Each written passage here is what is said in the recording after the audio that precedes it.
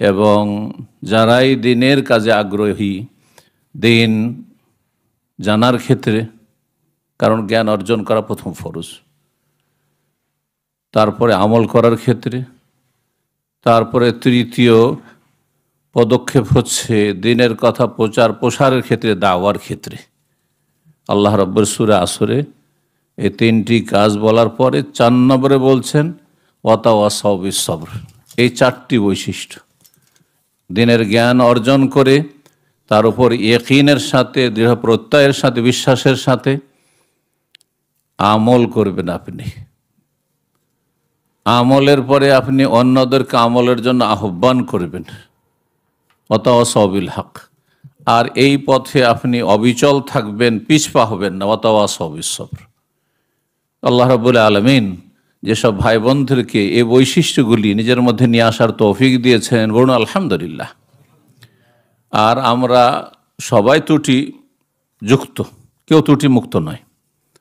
ঘাটতি আমাদের আছে। আল্লাহ রাব্বুল আলামিনের কাছে দোয়া করি, আল্লাহ আমাদের ঘাটতিগুলি, ত্রুটিগুলি, ভুল ত্রুটি আল্লাহ রাব্বুল আলামিন এবং আমাদের কমতি আল্লাহ সব কিছু যেন ক্ষমা করেন এবং তার রহমত দিয়ে ঢেকে নেন দুনিয়া এবং আখিরাতে। ভালো কাজে থাকার সবসময় তৌফিক দান করেন। এই আজকের প্রোগ্রামের বিষয়বস্তু সম্পর্কে আমাদের প্রিয় ভাই সাঈদ সাহেবের কাছে শুনলেন যে সত্য গ্রহণে বাধা, বিষয়টি অত্যন্ত গুরুত্বপূর্ণ। সত্য কথা যদি এমনিভাবে বলা হয় সত্য, এর বিপরীত হচ্ছে মিথ্যা। আরবিতে সত্যকে বলা হয় হক, সত্য মানে হক, আর হকের বিপরীত হচ্ছে বাতিল। বাতিল মানে মিথ্যা, বাতিল মানে অবাস্তব, অবাস্তব মানে তো মিথ্যা। একটু ভদ্র ভাষা, আপনি যা বললেন অবাস্তব কথা বললেন, একটু ভদ্র ভাষা বলা হলো। যদি বলা হয়তো যে মিথ্যা কথা বললেন তো রেগে যাবেন, কিন্তু আপনি অবাস্তব কথা বলছেন, কথা একই কিন্তু। জি, তো বাতিল মানে যেটি বাস্তব না, অবাস্তব কথা। কাযিব মিথ্যা, স্পষ্ট মিথ্যা শব্দ। আর বাতিল মানে সেই অর্থই বহন করে, কিন্তু হকের বিপরীত আল্লাহ রাব্বুল আলামিন কোরআনের বিভিন্ন আয়াতে হক আর বাতিল এই দুটি কথা বলেছে। ওয়া আল হক ওয়া যাহাকাল বাতিল, সত্য সমাগত হয়েছে, সুতরাং বাতিল নিশ্চিহ্ন হবেই হবে। জি হবে, এতে কোনো সন্দেহ নেই। ইন্নাল বাতিলা কানা যাহুকা, বাতিল, অবাস্তব, মিথ্যা, মানুষের মন গড়া আর মানবরচিত ধর্ম, কর্ম, রীতি নীতি, পথ মত, তন্ত্র মন্ত্র, এ সমস্ত হচ্ছে বাতিল। সুতরাং বাতিল কোনো সময় স্থায়ীভাবে থাকার জন্য আসেনি। আল্লাহ রাব্বুল আলামিন ইরশাদ করেছেন হক এবং বাতিল সম্পর্কে, ফাআম্মা যাবাদু ফায়াযহাবু জুফাআন। বানবন্যার দেশের মানুষ আপনারা, বানবন্যা সবাই দেখেছেন তাই না? তো বানবন্যা তো ওপরে যে ময়লা আবর্জনা খড়কুটা ভাসমান থাকি, বা আপনার পানির ঢেয়ে যে ফেনা তৈরি হয় সেগুলোও ময়লা আবর্জনা, এগুলো হচ্ছে জাবাদ। এগুলো কোনো অস্তিত্ব থাকে? ফায়াযহাবু জুফাআন, সেটি নিশ্চিহ্ন হয়ে যায়।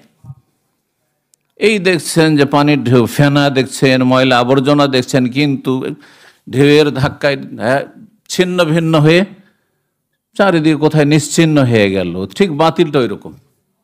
ও আম্মা মায়ান ফাউন নাস, আর যেটি মানুষের জন্য উপকারী, আর উপকারী হচ্ছে হক, উপকারী হচ্ছে সত্য।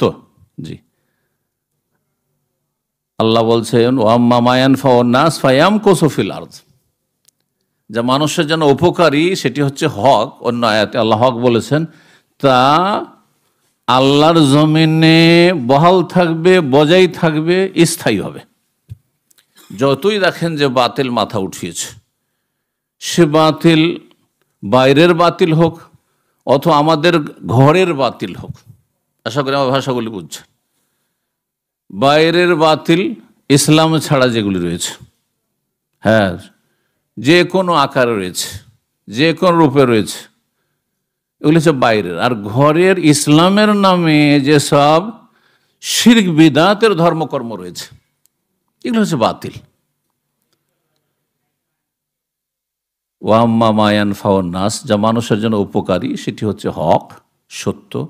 ফায়াম কসুফের, সেটাই টিকে থাকবে, লাস্টিং করবে। আর যা বাতিল, মিথ্যে, অবাস্তব, মানুষের তৈরি করা খেয়াল খুশি, বিভিন্ন কারণে সেগুলি বিভিন্ন যুগে ধর্ম হিসাবে প্রচলিত হয়েছে। প্রচলিত ধর্ম কিন্তু প্রকৃত ধর্ম নয়, প্রচলিত দিন কিন্তু প্রকৃত আল্লাহর দিন নয়, ওহীভিত্তিক নয়। সেগুলি হচ্ছে বন্যার ভাসমান ময়লা আবর্জনার মতো, ওইসব ফেনার মতো। আল্লাহ যেন বুঝার তৌফিক দান করেন। আল্লাহ রাব্বুল আলামিনের যে আয়াতটি দিয়ে শুরু করেছিলাম সুন্নতি খুতবার পরে, আল্লাহ বলছেন ওয়াকুলিল হাক্ক মির রাব্বিকুম, হে নবী মানুষকে জানিয়ে দাও যে হক হচ্ছে তোমার রবের পক্ষ থেকে আগত। হক সত্য কোত্থেকে এসছে? আল্লাহর পক্ষ থেকে এসছে, যিনি পালনকর্তা, প্রতিপালক, তার পক্ষ থেকে। ওয়াকুলিল হাক্ক মির রাব্বিকুম, হক আল্লাহর পক্ষ থেকে প্রতিটি যুগে এসে, যখন থেকে আল্লাহ মানুষ পাঠিয়েছেন তখন মানুষকে আল্লাহ দিক নির্দেশনা দেওয়ার জন্য, গাইড করার জন্য, হেদায়েতের জন্য, রাস্তা দেখানোর জন্য, যাতে যে কোনো জায়গায় বিব্রত না হয়ে যায়। এইদিকে যাব না ওইদিকে যাব, এটা শুনবো না ওইটা শুনবো, এটা করব না ওইটা করব। আম্বিয়া রসুলগণকে আল্লাহ প্রতিটি যুগে প্রেরণ করেছেন আসমানি ওহী দিয়ে, যেটি হচ্ছে চিরসত্য, যেটি হচ্ছে হক। ওয়াকুলিল হাক্ক মির রাব্বিকুম, হক তোমাদের রবের পক্ষ থেকে আসে। ফামান শাআ ফালিউমিন, সুতরাং যে চাইবে সে বিশ্বাস করুক। বিশ্বাস অবিশ্বাসের স্বাধীনতা, এখতিয়ার আল্লাহ দিয়েছেন, জবরদস্তি আল্লাহ করেননি। আপনাদের যেমন এখানে বসে থাকার পুরোপুরি স্বাধীনতা আছে, সামান্য একটু আপনাকে আটকে রাখেন, যে বাঁধা আছেন, উঠতে পারছেন না, নড়তে পারছেন না, বা এখান থেকে বাইরে যেতে পারবেন না, এমন কিছু নেই। স্বাধীনভাবে আপনি এখানে এসেছেন, বসেছেন। আর যারা পাপে ডুবে আছে তারাও সেখানে স্বাধীনভাবে গিয়েছে। তারা যদি চাইতো যে তাদের ভালো যে দিকটি রয়েছে সেটির প্রয়োগ করবে, সেখান থেকে উঠে ভালো জায়গায় চলে আসতে পারত, আল্লাহর ঘরে, মসজিদে, বাইতুল্লাহ চলে আসতে পারত। ফামান শাআ ফালিউমিন, সুতরাং যে চাইবে সে বিশ্বাস করুক, মেনে নিক। ওমান শাআ ফালিয়াকফুর, আর যে চাইবে সে অস্বীকার করুক, অমান্য করুক। ইন্না আতাদনা লিয-যালিমিনা নারা, আমি জালেমদের জন্য জাহান্নামের আগুন প্রস্তুত রেখেছি। জালেম কারা তাহলে? যারা বাতিলের সাথ দেবে, হকের সাথ দেবে না। হক এসছে রবের পক্ষ থেকে। এখানে একটি কথা বলি, আর তারপরে আমরা সত্য গ্রহণে যে বাধাগুলি রয়েছে 10টি পয়েন্ট আপনাদের সামনে সংক্ষেপে আজকে পেশ করব। 10টি গুরুত্বপূর্ণ বাধা রয়েছে, যেই বাধাগুলির কারণে মানুষ হক থেকে সরে যায়, অথবা হককে সাদরে গ্রহণ করতে চায় না, অথচ হক, দলিল প্রমাণ রয়েছে, চোখে আঙ্গুল দিয়ে দেখিয়ে দেওয়া হচ্ছে, কোরআনে কারীমের আয়াত রয়েছে, রাসূলুল্লাহ সাল্লাল্লাহু আলাইহি ওয়াসাল্লামের এই হাদিসে রয়েছে, এবং সাহাবায়ে কেরামদের আমল এই রকম ছিল, তাবেঈনদের আমল এই রকম ছিল। আপনি যেসব ইমাম আইম্মায়ে কেরামদের দোহাই দিচ্ছেন, তারা এইসব আমলগুলি আপনাদের যে প্রচলিত ধর্ম এগুলি করেননি, তারপরও মানতে চান না, তারপরও মানতে চান না। এই ক্ষেত্রে একটি কথা বলে দিই আর তারপরে এগিয়ে যাচ্ছি ইনশাআল্লাহ। সেটি হচ্ছে, হক মানে কি বললাম? সত্য, ঠিক না?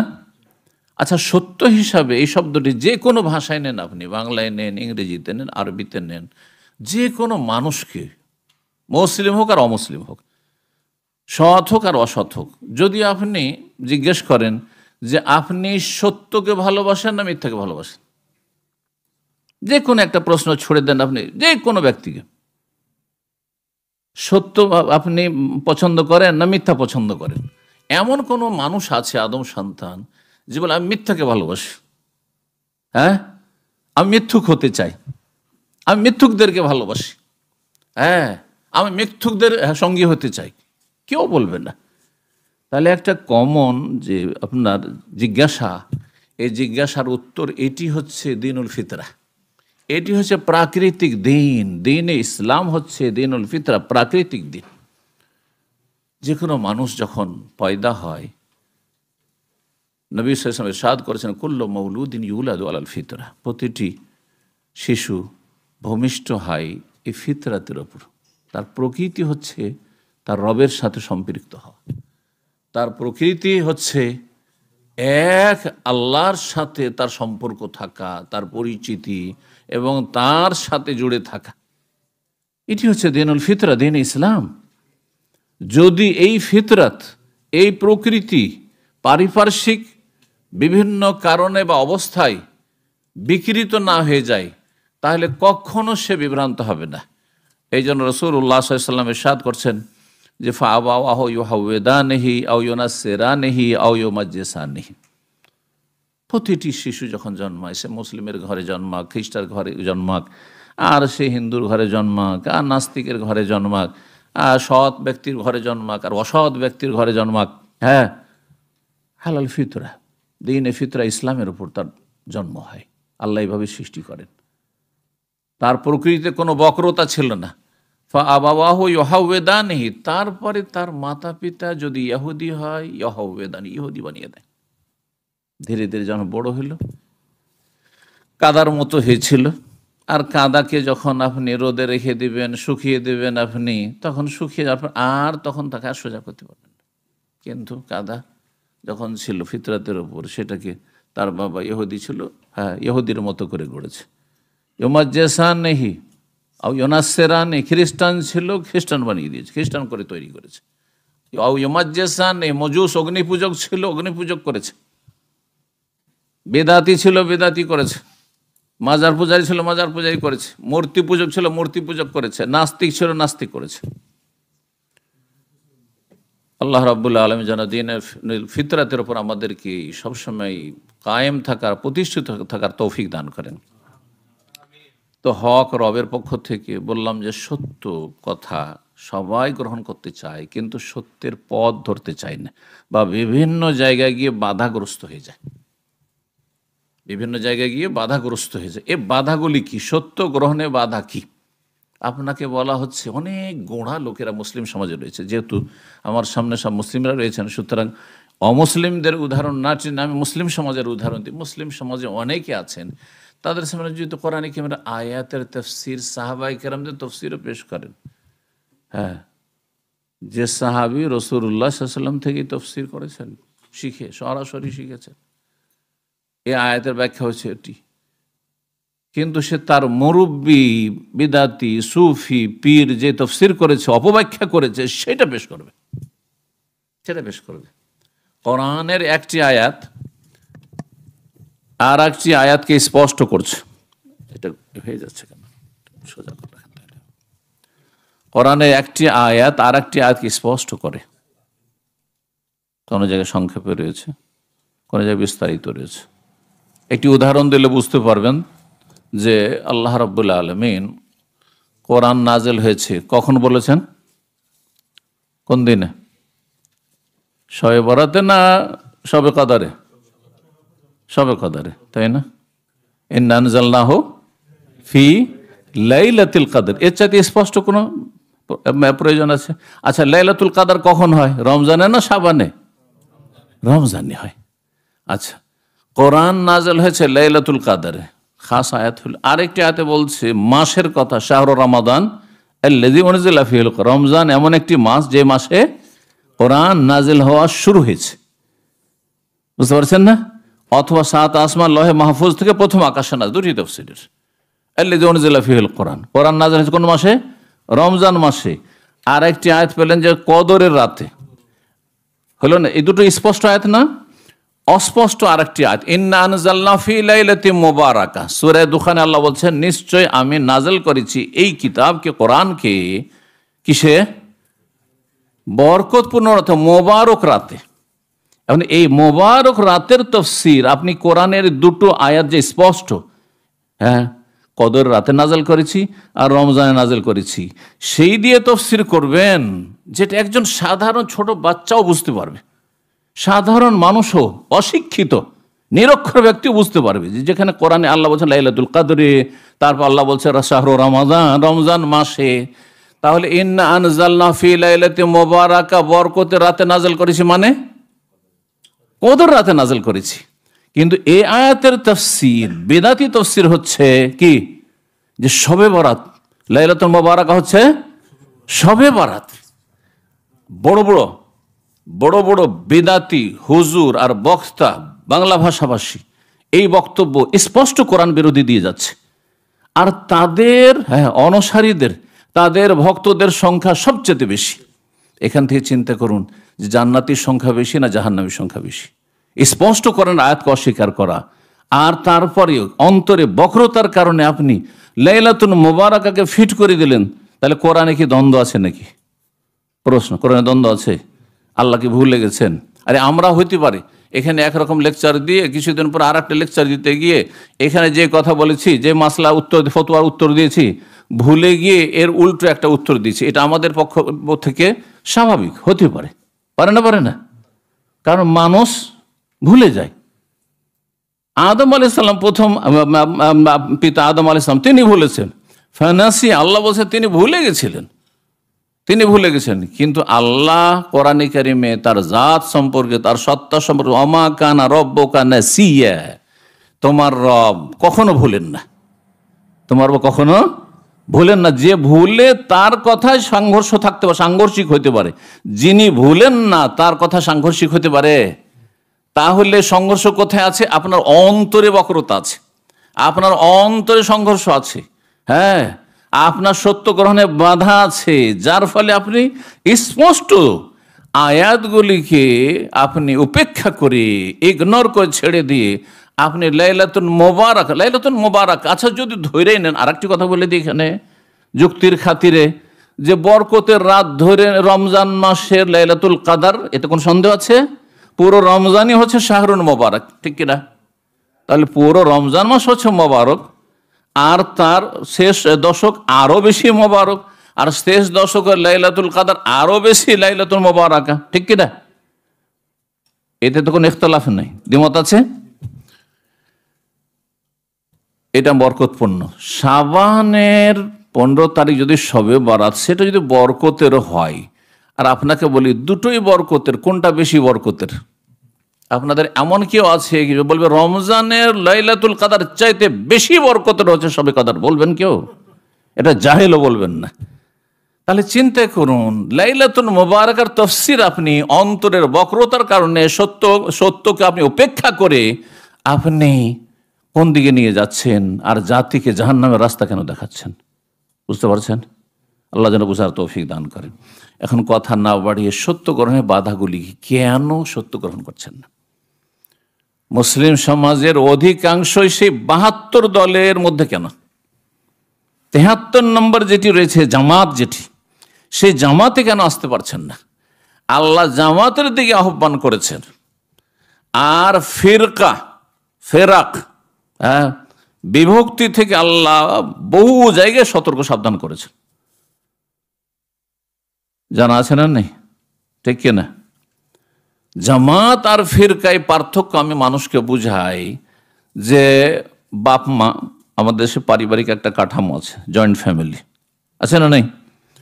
বাপ মায়ের সাথে 5টা ছেলে আছে, 4 ছেলে বা 2 ছেলে ধরেন বাবা মায়ের সাথে আছে যৌথ ফ্যামিলিতে, আর 2টো ছেলে 3টে ছেলে তারা আলাদা হয়ে গেছে, না আমি বাবা মায়ের সাথে থাকবো না, আমাদের অ্যাডজাস্ট হচ্ছে না, বিভিন্ন সমস্যার কারণে আমরা বিবাহ শাদী করছি, আলাদা হয়ে যাব। তাহলে বিচ্ছিন্নতা কার মধ্যে আছে? যে বাবা মায়ের সাথে আছে তাদের মধ্যে বিচ্ছিন্নতা আছে, না বিচ্ছিন্নতা ওদের মধ্যে যারা বাইরে চলে গেছে, ঠিক কিনা? তো রাসূলুল্লাহ সাল্লাল্লাহু আলাইহি ওয়াসাল্লামের জামানার যে ইসলাম ছিল, সাহাবায়ে কেরামদের জামানার যে ইসলাম ছিল, তাবেঈনদের জামানার যে ইসলাম ছিল, তাবেঈন খায়রুল কুরুন স্বর্ণযুগে যে ইসলাম ছিল, সেই ইসলামের সাথে যারা রয়েছে তারা আসল জায়গায় রয়েছে কিনা? তাহলে তাদেরকে জামাত বলবো। যেমন বাবা মায়ের সাথে যেই 2-3টে ছেলে আছে ওরা দলবদ্ধ হয়ে আছে, ঠিক তেমনি রাসূলুল্লাহ সাল্লাল্লাহু আলাইহি ওয়াসাল্লামের ছেড়ে যাও ইসলামের সাথে যারা আছে, সেই যুগে ছিল না মাজার, সেই যুগে ছিল না এই পীর মুরিদি, সেই যুগে ছিল না সুফিইজম, সেই যুগে ছিল না এই মিলাদ কিয়াম, সেই যুগে ছিল না শবে বরাত, সেই যুগে ছিল না এইসব সম্মিলিত মোনাজাত, যত বেদাত রয়েছে সেই যুগে এই মরার নামে কবর পাকা করা, আর তারপরে চাদর চড়ানো, আর তারপরে এই মরার নামে ভোজ ভাজ করা, এগুলো ছিল? যদি ছিল তো প্রমাণ করিয়ে দিন। বুঝতে পারছেন তো? তাহলে যারা 1400 বছর আগে যে ইসলাম রাসূলুল্লাহ সাল্লাল্লাহু আলাইহি ওয়াসাল্লাম ছেড়ে গেছেন, সেটা খাঁটি ইসলাম নয়? সেটা খাঁটি ইসলাম না? না আজকেরটা খাঁটি ইসলাম? আজকাল মার্কেটে খাবারে যেমন ভেজাল, হ্যাঁ, ওষুধেও ভেজাল, তেমনি হ্যাঁ ধর্মেও ভেজাল, ঠিক না? কিন্তু নবী সাল্লাল্লাহু আলাইহি ওয়াসাল্লাম সাহাবায়ে খোলাফা রাশেদের জামানায় দিনে ভেজাল ছিল? ভেজাল ছিল না। যত সময় গড়ে যাচ্ছে তত ভেজাল বৃদ্ধি পাচ্ছে। এখন যারা এখান থেকে বেরিয়ে চলে গেছে, কেউ মাজার ব্যবসা শুরু করেছে, কেউ পীর মুরিদের ব্যবসা শুরু করেছে, কেউ বিভিন্ন বিভিন্ন বেদাত শুরু করেছে, কেউ কোরআন বগলে করে করে মানুষের বাড়ি গিয়ে বক্সে বাড়াচ্ছে, হ্যাঁ, বিভিন্ন কাজ যারা করে বাড়াচ্ছে, এরা কি জামাতের সাথে আছে না এরা বিচ্ছিন্ন? বিচ্ছিন্ন, যেহেতু নবী সাল্লাল্লাহু আলাইহি ওয়াসাল্লামের ছেড়ে যায় ইসলামের ওপর নেই, তাহলে এরা হচ্ছে ফিরকা। এদের নাম কি? যারা আলাদা হয়ে গেছে আসল মূল পয়েন্ট থেকে, তারা হচ্ছে ফিরকা। আর নবী সাল্লাল্লাহু আলাইহি ওয়াসাল্লাম বলেছেন এই উম্মত কত ফিরকায় বিভক্ত হবে, কত দলে বিভক্ত হবে? 73 দলে। 72টি হচ্ছে ফিরকা যারা বিচ্ছিন্ন হয়ে গেছে মূল পয়েন্ট থেকে, আর একটি হচ্ছে জামাত। এই জন্য নবী সাল্লাল্লাহু আলাইহি ওয়াসাল্লামকে যখন জিজ্ঞাসা করা হয় যে যেই দলটি হচ্ছে ফিরকায়ে নাজিয়া, সেই দলটি কোন দল, মান হিয়া ইয়া রাসূলুল্লাহ, তখন নবী সাল্লাল্লাহু আলাইহি ওয়াসাল্লাম নাম বলেননি, হ্যাঁ, নাম বলেননি যে সেই দলের নাম হচ্ছে দেওবন্দি, সেই দলের নাম হচ্ছে বেরলভি, সেই দলের নাম হচ্ছে ইখওয়ানি, সেই দলের নাম আহলুল হাদিস, হ্যাঁ, এই ধরনের বলেননি। না হলে সবাই ওই লেভেলটা লাগাইত, বুঝছেন না? কি বলেছেন? হোমল জামাত, যারা জামাত হয়ে আছে, মানে আসল মূল পয়েন্টে আছে। জামাত হচ্ছে যারা রাসূলুল্লাহ সাল্লাল্লাহু আলাইহি ওয়াসাল্লামের ছেড়ে যাওয়া দিনের সাথে আছে, খোলাফায়ে রাশেদিনের জামানার দিনের সাথে আছে। এখন আপনাকে এই জামাত খুঁজে নিতে হবে, এই জামাত কোথায় আছে। সেই জামাতের নাম আহলুল হাদিস হোক, সেই জামাতের নাম সালাফি হোক, সেই জামাতের নাম মোহাম্মদী হোক, সেই জামাতের নাম আনসারুস সুন্নাহ হোক, সেই জামাতের নাম কিছু নাই হোক, হ্যাঁ, কিন্তু আপনাকে সেই বৈশিষ্ট্যের অধিকারী হইতে হবে। আশা করি বুঝতে পারছেন। তাহলে মুসলিমদের মাঝে যে হক আর বাতিলের সংমিশ্রণ হয়েছে, আর 73 ভাগে বিভক্ত হয়ে 73টাই তো হক না। এখানে আরেকটি কথা বলি, হক একটি হয় না একাধিক হয়? আর বাতিল, হ্যাঁ, আচ্ছা, সঠিক একটা হয়, সঠিক অ্যান্সার একটা হয় না দুটো হয়? একটা হয়। আর ভুল অ্যান্সার মেলা হয়। 1 1 2 হয়, অঙ্ক দিয়ে বুঝেন, 1 1 2 হয়, এটা হচ্ছে সত্য হক। আর 1 1 যদি বলেন 0, 1 1 3, 1 1 3, যত হিসাব করবেন আপনি অঙ্ক, সবগুলি কি ভুল। এবার বুঝতে পারছেন? তাহলে হক আল হাক্কু লা ইয়াতাআদ্দাদু, হক একাধিক হয় না, হক হচ্ছে একটি। এই হক আপনাকে তলাশ করে নিতে হবে, এর জন্য এলেম শিখা ফরজ। হ্যাঁ, আর আপনাকে বিশুদ্ধ এলেম শিখতে হবে। এলেম মানে শুধু এলেম হইলে হবে না, কোন এলেম হইতে হবে? বিশুদ্ধ। বিশুদ্ধ এলেম কি? ওহির এলম, ওহির জ্ঞান অর্জন করা। এই জন্য ইসলামের উৎস হচ্ছে কোরআনে কারীম এবং রাসূলুল্লাহ সাল্লাল্লাহু আলাইহি ওয়াসাল্লামের সহিহ সুন্নাহ। কোরআনে কারীমের ক্ষেত্রে সহি আর জয়ীফ লাগাবার প্রয়োজন নেই, কারণ কোরআনের আল্লাহ শব্দ আর অর্থ সব কিছুর আল্লাহ হেফাজত করেছেন, ইন্না নাহনু নাযালনা যিকরা ওয়া ইন্না লাহু লাহাফিজুন। কিন্তু হাদিসের ক্ষেত্রে জাল জয়ীফের সংমিশ্রণ হয়েছে, এই জন্য শুধু হাদিস বললে হবে না, কারণ বেদাতীয়রা বলে হাদিস শরীফে আছে, হ্যাঁ, বলে না, বলে না, কিন্তু হাদিসের হদিস নেই। হাদিস শরীফ আছে কিন্তু হাদিসের হদিস নেই। জানে না যে হাদিস সহি না জয়ীফ না জাল না কোন কিতাবে আছে, হ্যাঁ, মন গড়া কোনো সনদ নেই, কিচ্ছু নেই। এই জন্য সহি সুন্নাহ সহি হাদিস বলতে হবে। আল্লাহ বুঝার তৌফিক দান করুন। সত্য গ্রহণে বাধা আসলে হওয়াই উচিত নয় যদি মানুষ সুস্থ মস্তিষ্কের হয়।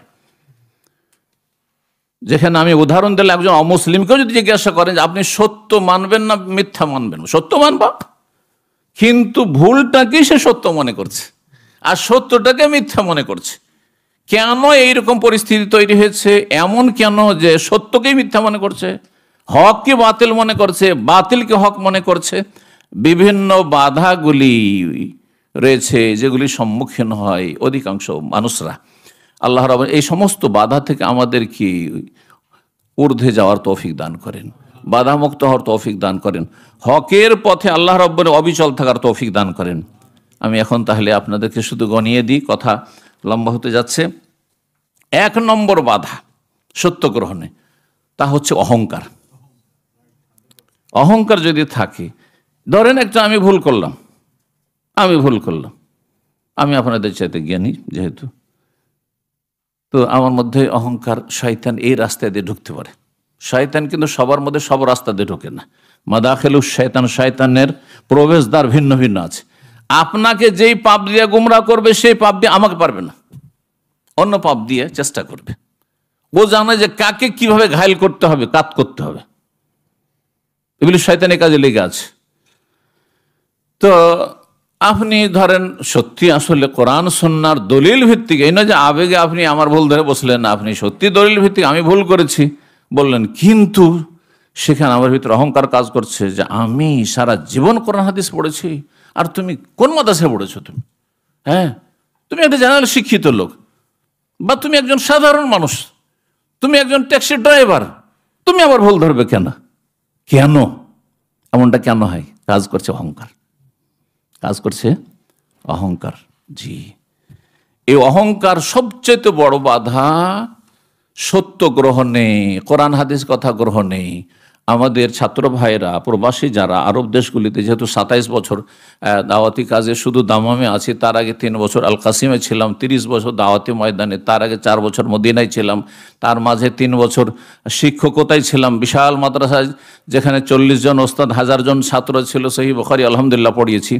তো একটা অভিজ্ঞতা আলহামদুলিল্লাহ আছে। তো এই যে প্রবাসী ভাইরা, অশিক্ষিত মানুষ অথবা শিক্ষিত কিন্তু জেনারেল শিক্ষিত মানুষ, মাদ্রাসায় কোনোদিন লেখাপড়া করেনি, এরা যখন গিয়ে এখান থেকে, যেহেতু আমাদের কাছ থেকে যা শিখে যায় সেটা দলিল ভিত্তিক শেখা যায়। আমরা ওই বুজুর্গানের দিনের দোহাই দিয়ে ধর্মকর্ম শিখাই না, আমরা ওহির দোহাই দিয়ে ধর্মকর্ম শিখাই। আমরা সে কাল আল্লাহ কাল রসুল, আল্লাহ কি বলেছেন তার রসুল সাল্লাল্লাহু আলাইহি ওয়াসাল্লাম কি বলে তাই শিখাই।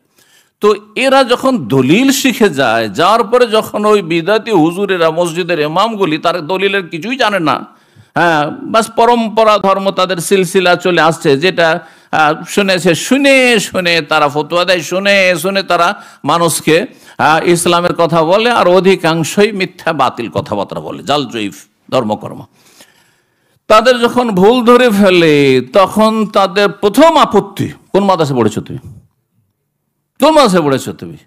কতটা পড়েছো তুমি? আমি দাওরাই হাদিস পড়েছি, আমি কামেল টাইটেল করেছি, তুমি কি করেছো? বুঝা গেছে না? আমি পিএইচডি করেছি ইসলামিক স্টাডিজে, তুমি কি করেছো? এটা হচ্ছে সত্য গ্রহণ সবচেয়ে বড়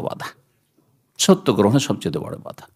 সত্যের সামনে ঝুঁকে যেতে হবে, কারণ সত্য কার পক্ষ থেকে? মির রাব্বিকুম, সবসময় রাখতে হবে। সত্য হচ্ছে ওহী, তাহলে শুনে রাখেন ভালো করে, সত্য হচ্ছে ওহী, আর ওহী হচ্ছে কোরআনুল কারীম, ওহী হচ্ছে রাসূল সহিহ সুন্নাহ। সুতরাং দলিল কেউ যদি পেশ করে দেয়, তার সামনে ঝুঁকছেন না। একটা ছোট বাচ্চা যদি আমার ভুল ধরে নেয়, কিন্তু দলিলের ভিত্তিতে যেহেতু সে ভুল ধরেছে, সুতরাং আমি তার সামনে ঝুঁকছি না, তার রবের সামনে, আমার রবের সামনে আমি ঝুঁকছি, আমার রবের বিধানের সামনে ঝুঁকছি। এই মন মানসিকতা তৈরি হতে হবে, তাহলে অহংকার মুক্ত হইতে পারবেন। আল্লাহ রাব্বুল আলামিন এই বাধাটির কথা কোরআনের বহু আয়াতে উল্লেখ করেছেন। সাআসরিফু আন আয়াতি, আল্লাহ বলছেন আমি ফিরিয়ে দিই আমার বিধিবিধান থেকে, আয়াত থেকে, মানে ইসলামের বিধিবিধান মানা থেকে বাধাগ্রস্ত করি তাদেরকে, আল্লাযীনা ইয়াতাকাব্বারুনা ফিল আরদ, যারা পৃথিবীতে অহংকার প্রদর্শন করে, অহমিকা দেখায়, যাদের মধ্যে অহংকার রয়েছে, তাদেরকে আমি ফিরিয়ে দিই। আমি তাদেরকে সত্য গ্রহণ করতে দিই না, কারণ বাধা হয়ে যায়। তখন আল্লাহ যেহেতু সবকিছু সৃষ্টি করেন ভালো মন্দ, সেই জন্য আল্লাহর সাথে সম্পৃক্ত আল্লাহ করেছেন। বেগাইরিল হক, অন্যায়ভাবে যারা অহংকার করে, ওয়াইয়ারাউ কুল্লা আয়াতিন লা ইউমিনু বিহা, যখন মানুষের অন্তরে অহংকার থাকে, যদি সব দলিলও তাকে দিয়ে দেন কালেকশন করে, তবুও বিশ্বাস করবে না, মানবে না। লা ইউমিনু বিহা, জি। ওয়াইয়ারাউ সাবিলা রুশদি লা ইয়াত্তাখিযুহু সাবিলা, আর হেদায়েতের রাস্তাও যদি তাকে দেখানো হয় তবুও ধরবে না, হেদায়েতের রাস্তাও নেবে না, কারণ অন্তরে অহংকার। জি, এর কয়েকটি উদাহরণ দিই। প্রথম অহংকারের কারণে ধ্বংস হয়েছে, জাহান্নামী হয়েছে কে জানেন? হ্যাঁ, যে সমস্ত মানুষ আর জিনকে জাহান্নামে নিয়ে যাওয়ার জন্য আল্লাহর কাছে ছাড় নিয়েছে। কে সে? ওই বুড়ো ইবলিস। বুঝতে পারছেন না? ইবলিস শয়তান। জি, আল্লাহ রাব্বুল আলামিন ইরশাদ ইবলিস সম্পর্কে ফাসাজাদাল মালায়েকাতু কুল্লুহুম আজমাউন, আল্লাহ যখন সিজদা করতে বললেন ফেরেশতাদেরকে, তার সাথে ইবলিস ছিল। তো সঙ্গদোষে লোহা ভাসে, তো ভালোদের সাথে সরিয়েছো ফেরেশতা, তুমি সিজদা করো। বলে যে না, আমি সিজদা করবো না, ফেরেশতা সিজদা করলে কি হবে? ইল্লা ইবলিসা, ইবলিস ইস্তাকবারা, আল্লাহ বলছেন অহংকার প্রদর্শন করলো। ও আবা ওয়াস্তাকবার, আয়াত রয়েছে আবা, অস্বীকার করলো, মানবো না আল্লাহ তোমার কথা। এ কথা বলেনি যে আমি আল্লাহ তোমার অস্তিত্ব মানে আমি নাস্তিক, এ কথা বলেনি যে আমি মুশরিক, হ্যাঁ আমি পীরকে মানি, আমি মাজার মানি, আল্লাহ তোমাকে মানি, এই কথা বলেনি। কিন্তু তাহলে ইবলিস শয়তান আল্লাহকে মানত, সে নাস্তিকও ছিল না, বহুত্ববাদী মুশরিকও ছিল না। কি বলেছিল? আমি এই কথাটি শুধু মানবো না। কেন? অহংকার। আরে আদম আজকে পয়দা হইল, আমি আগে থেকেই এক। 2 নম্বর কথা যে আমি আগুন থেকে, হ্যাঁ খালাক্তানি মিন নার ওয়া খালাক্তাহু মিন তিন, সে মাটি থেকে। মাটি আর আগুন, আগুন জ্বালালে উপরে যায় আর মাটি ছড়লে নিচে যায়, সে নিচের দিকে, তার স্থান নিচে, আমি তাকে কেন সেজদা করব? তাকে কেন সেজদা করব? অহংকারের কারণে সে ইবলিসের সমস্ত শেষ হয়ে গেল, আর সে জাহান্নামের যত জাহান্নামে হয়ে তাদের প্রধান সে। জি, আল্লাহ হেফাজত করুন ইবলিস থেকে, ইবলিসের সেনাবাহিনী থেকে, মানুষ শয়তান জিন শয়তানের মধ্যে যত ইবলিসের সেনাবাহিনী রয়েছে তাদের অনিষ্ট থেকে আল্লাহ আমাদের রক্ষা করুন। দ্বিতীয় উদাহরণ ইহুদি। দেখেন, নবী সাল্লাল্লাহু আলাইহি ওয়াসাল্লামের জীবদ্দশায় ইসলামের দাওয়াত বহু খ্রিস্টানও কবুল করেছে। এমনকি মুশরিক যারা 360টা মূর্তির পূজা করত কাবার চারপাশে, তারাও ইসলাম গ্রহণ করেছে সিংহভাগ, আর তারপরে ধীরে ধীরে তারা নিশ্চিহ্ন হয়ে গেছে। কিন্তু ইহুদিদের হাতের আঙ্গুল যেটা নবী সাল্লাল্লাহু আলাইহি ওয়াসাল্লামের জামানায়, ততটাও আপনি হয়তো খুঁজে পাবেন, হাতে গণনা মাত্র কয়েকজন ইসলাম গ্রহণ করেছে। কেন? সবচেয়ে বড় বাধা এই অহংকার তাদের মধ্যে ছিল। আর একটি দোষ ছিল, সেটা 2 নম্বর পয়েন্টে বর্ণনা করব। তো এদের মধ্যে অহংকার ছিল, তার কথা কোরআনে কারীমে আল্লাহ রাব্বুল আলামিন বর্ণনা করেছেন, আফাকুল্লামা জাআকুম রাসূলুন, তোমাদের কাছে যখনই রাসূল এসেছে, মা লা তাহওয়া আনফুসুকুম, হে আহলে কিতাব, হে ইহুদিদের কথা, বনি ইসরাঈলদেরকে আল্লাহ বলছেন যে তোমাদের মনের উল্টো যখন, কারণ নবীদের কথা, তোমাদের মনের উল্টো, কারণ তোমরা খেয়াল খুশি ধর্মকর্ম করে তোমাদের মতো করে ধর্মকে গড়বে, আর ইস্তাকবারতুম, তখন তোমরা অহংকার করেছিলে, ফারিকান কাযযাবতুম, একদল নবীকে তো ফারিকান কাযযাবতুম ফারিকান তাকতুলুন, একদল নবীকে তোমরা মিথ্যা প্রতিপন্ন করেছো, অস্বীকার করেছো, অমান্য করেছো, আর একদল নবীকে খুন পর্যন্ত করেছো, হত্যা করেছে। তো ইহুদিরা এমন খুনি জাতি, যারা শুধু মুসলিমদের নিধন করে না, হ্যাঁ তারা অন্য জাতিকে শুধু নিধন করে না, বরং এরা আম্বিয়া রসুলকে খুন করেছে। এদের এই হচ্ছে কালো ইতিহাস। আল্লাহ তাদের অনিষ্ট থেকে রক্ষা করুন। তৃতীয় উদাহরণ, মক্কার মুশরিকদের সম্পর্কে আল্লাহ বলছেন, ইন্নাহুম কানু ইযা কিলা লাহুম লা ইলাহা ইল্লাল্লাহ ইস্তাকবিরুন, তাদেরকে যদি লা ইলাহা ইল্লাল্লাহর কথা বলো, তাওহীদের কথা বলো, তাহলে গায়ের জ্বালা হয়ে যাবে, অহংকার দেখাবে। আজ মুসলিম সমাজের যারা মাজারপন্থী, বিদাতপন্থী, সুফি, তাদের সামনে তাওহীদের কথা সবচেয়ে বড় জ্বালার কথা। তাওহীদের কথা বলে তাদের বক্তাদের শুনেছেন নিশ্চয়, এই তৌহিদ করে, তৌহিদ কোথায় আছে? নাউযুবিল্লাহ। হ্যাঁ, এরা শুধু তৌহিদ করে, আর কিছু জানে? আরে তৌহিদ নাই, কিছুই নেই, সব শেষ। হ্যাঁ, বলছে যে তৌহিদ করে, নাকি কোরআনে তৌহিদ নেই আর হাদিসে তৌহিদ নেই। নাউযুবিল্লাহ। গতকালকের লন্ডনের আলোচনা এই তৌহিদের উপরে আমি বলেছি যে কোরআনে তৌহিদ আছে, রাসূলের হাদিসে তৌহিদ আছে, এটা বিস্তারিত সেখানে আলোচনা করেছি, সেদিকে যাচ্ছি না। তো বলছিলাম যে এরা কি করে, ইস্তাকবিরুন, লা ইলাহা ইল্লাল্লাহর দিকে ডাকলে মুশরিক যারা, সে মুশরিক পৌত্তলিক হোক আর মুশরিক মাজারপন্থী হোক, হ্যাঁ যে কোনো শিরকি আকীদার লোক, তাদেরকে তৌহিদের কথা বলেন, গায়ের জ্বালা। তাদের ওয়াজ মাহফিলগুলিতে যদি কিসসা কাহিনী শোনা কেরামতের, যে অমুক ওলি ছিল, হ্যাঁ সে মানুষের অন্তরের কথা জেনে নিত, মুরিদান কি গরজে এসছে তা জেনে নিত। অমুক ওলি ছিলেন, তিনি পানিতে, আপনার নদীতে, সাগরে যাই নামাজ বিছিয়ে নামাজ পড়তেন। অমুক ওলি ছিলেন যিনি মক্কায় মাগরিব আর এশা পড়তেন মসজিদে নববীতে, নাউযুবিল্লাহ। এসব বয়ান করে তখন সুবহানাল্লাহ সুবহানাল্লাহ করেন। জাহেল সমাজ কিছুই বুঝে না। আর আল্লাহর কথা বললে এদেরকে ভালো লাগে না। তৌহিদের কথা এদেরকে এত শুকনো শুষ্ক লাগে যে তৌহিদের কথা শুনতে ভালো লাগে না। তৌহিদের কথা বলতে লাগে না, সব ঘুমিয়ে পড়বে, না হলে টান দেবে, শ্বশুর করে টান দেবে, ভালো লাগছে না। কিন্তু কিচ্ছা কাহিনী শোনান আপনি, কেরামতি শুধু, হ্যাঁ, আর সব কেরামতি হচ্ছে মরা লোকের, জীবিত লোকের কেরামতি। আমি তো এই কথা সবসময় বলি যে আরে জীবিত একজন পীর আমাকে দেন, যার কেরামতি আমাকে দেখান। সব মরে যাওয়ার পরে কেরামতি কেন শুরু হয় আপনাদের? এত কেন জালিয়াতি? জি, আল্লাহ বোঝার তৌফিক দান করেন। মক্কার এক কাফের ধনকুপ ছিল, ধনেরও একটা অহংকার আছে, পয়সার অহংকার আছে, বড় ধনকুপ ছিল, ওলিদ ইবনে আল মুগীরা। আল্লাহ বলছেন তার সম্পর্কে নবীকে, সুম্মা আদবার ওয়াস্তাকবার, নবী সাল্লাল্লাহু আলাইহি ওয়াসাল্লাম যখন তাকে দাওয়াত দিতে গেলে স্পেশালি একইভাবে দাওয়াত দিয়েছেন যে হতে পারে এই ধনকুপটাকে যদি হেদায়েত করেনি, এর অনুসারী অনুগামী, এর ভক্ত অনেক আছে, এরা সবাই হেদায়েত হয়ে যাবে, একটা দল পেয়ে যাবে। কিন্তু না, সুম্মা আদবার ওয়াস্তাকবার, সে মুখ ফিরিয়ে নিল, এড়িয়ে গেল এবং অহংকার দেখাইল। জি, ধনের অহংকারে, ধন সম্পদের অহংকারে কারণ ধ্বংস হয়েছে, স্মরণ করিয়ে দিই। আর ক্ষমতার অহংকারে দাপটে ফেরাউন ধ্বংস হয়েছে, ঠিক কিনা? জি, এইরকমই যুগে যুগে যত বেদাতপন্থী ওলামা সমাজ আছে, এরা হেদায়েত হয় না। জনগণ যেইভাবে কোরআন হাদিসের কথা, দলিল কথা বলে এত সহজে হেদায়েত হয়ে যায়, বেদাতে আলেম সমাজ কেন হেদায়েত হয় না? কারণ তাদের প্রভাব, প্রতিপত্তি, মান সম্মান আর তাদের অহংকার, যে এতদিন আমরা লেখাপড়া করেছি, অথচ লেখাপড়া করেছেই ভুল লেখাপড়া।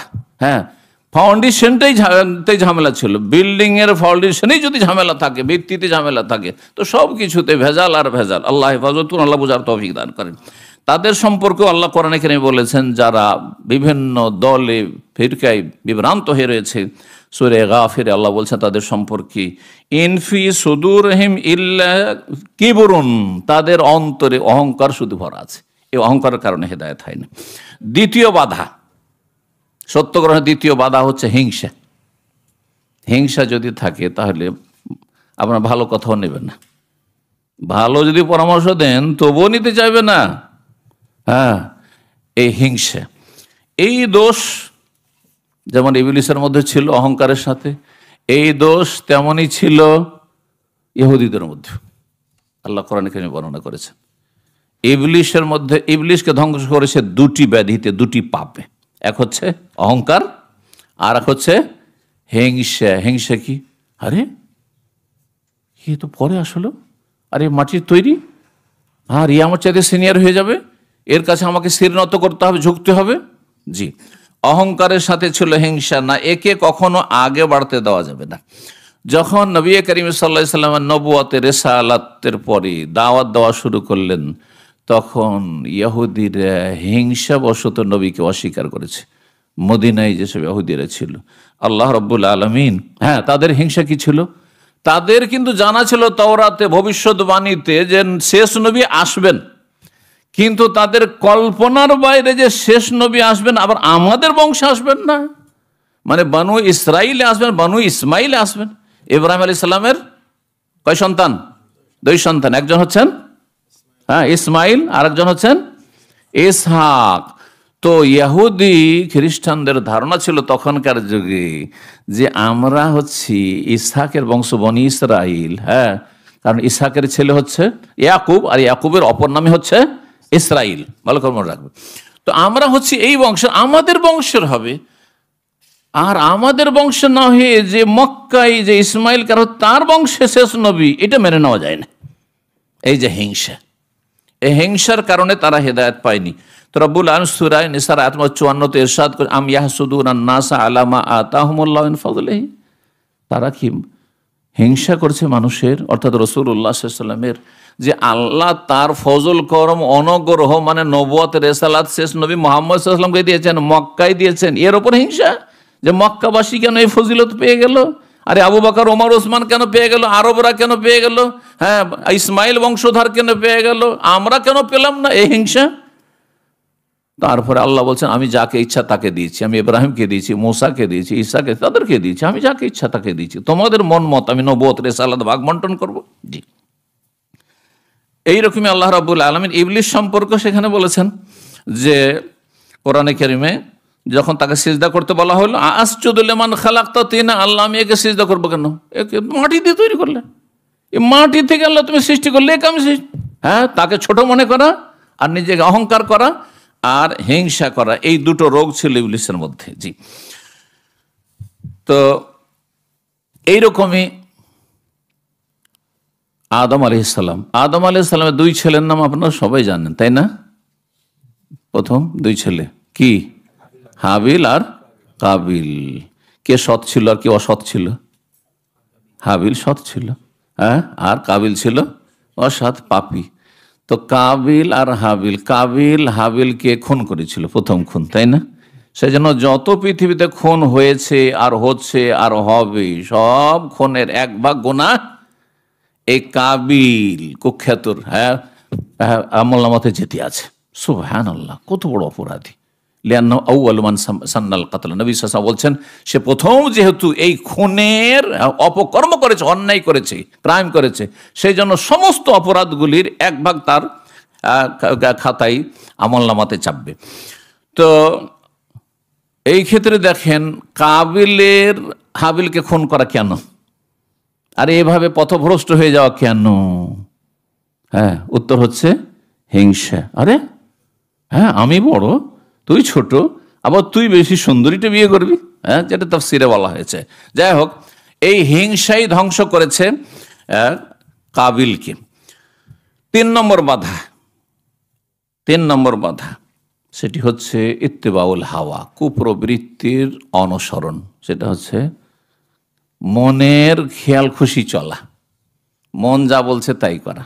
অধিকাংশ মানুষ যারাই বিভ্রান্ত, সে তৌহিদের ক্ষেত্রে বিভ্রান্ত, বড় শিরকে লিপ্ত রয়েছে, আল্লাহর হক নষ্ট করে, অথবা বিভিন্ন বেদাতে লিপ্ত রয়েছে, রাসূলুল্লাহ সাল্লাল্লাহু আলাইহি ওয়াসাল্লামের হক নষ্ট করে সুন্নাহ বাদ দিয়ে বেদাতে লিপ্ত রয়েছে, বিভ্রান্ত, ধর্মকর্ম করে ধার্মিক কিন্তু ভ্রান্ত পথের ধার্মিক, এই একদল পথভ্রষ্ট।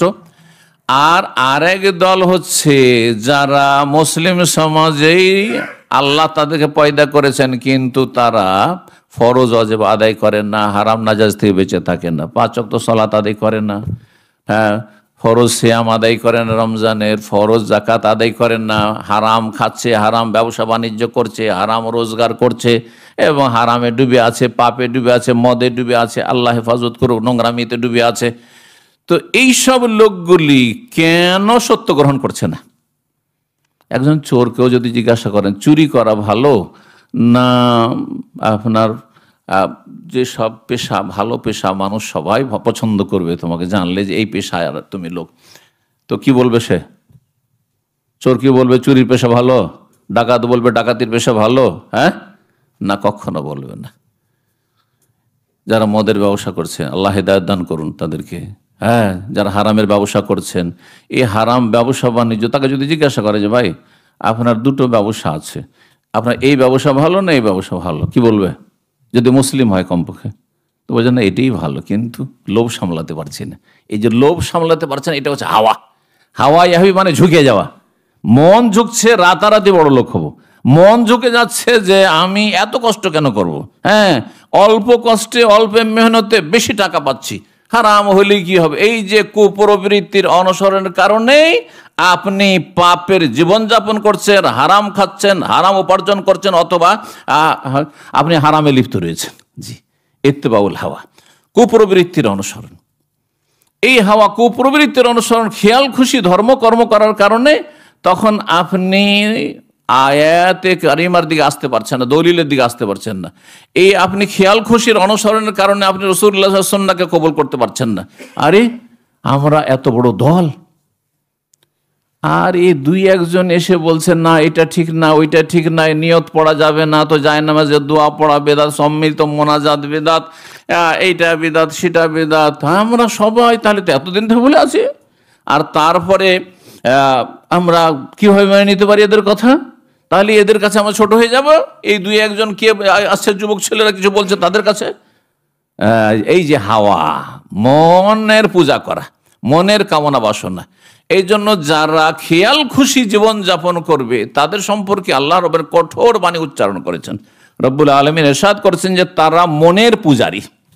আফারাআইতা মান ইত্তাখাযা ইলাহাহু হাওয়া, তুমি কি চেনো ওই সব মানুষদেরকে হে নবী যারা নিজের কুপ্রবৃত্তিকে তাদের মাবুদ বানিয়ে ফেলেছে, পূজা করে, মনের পূজা করে তারা।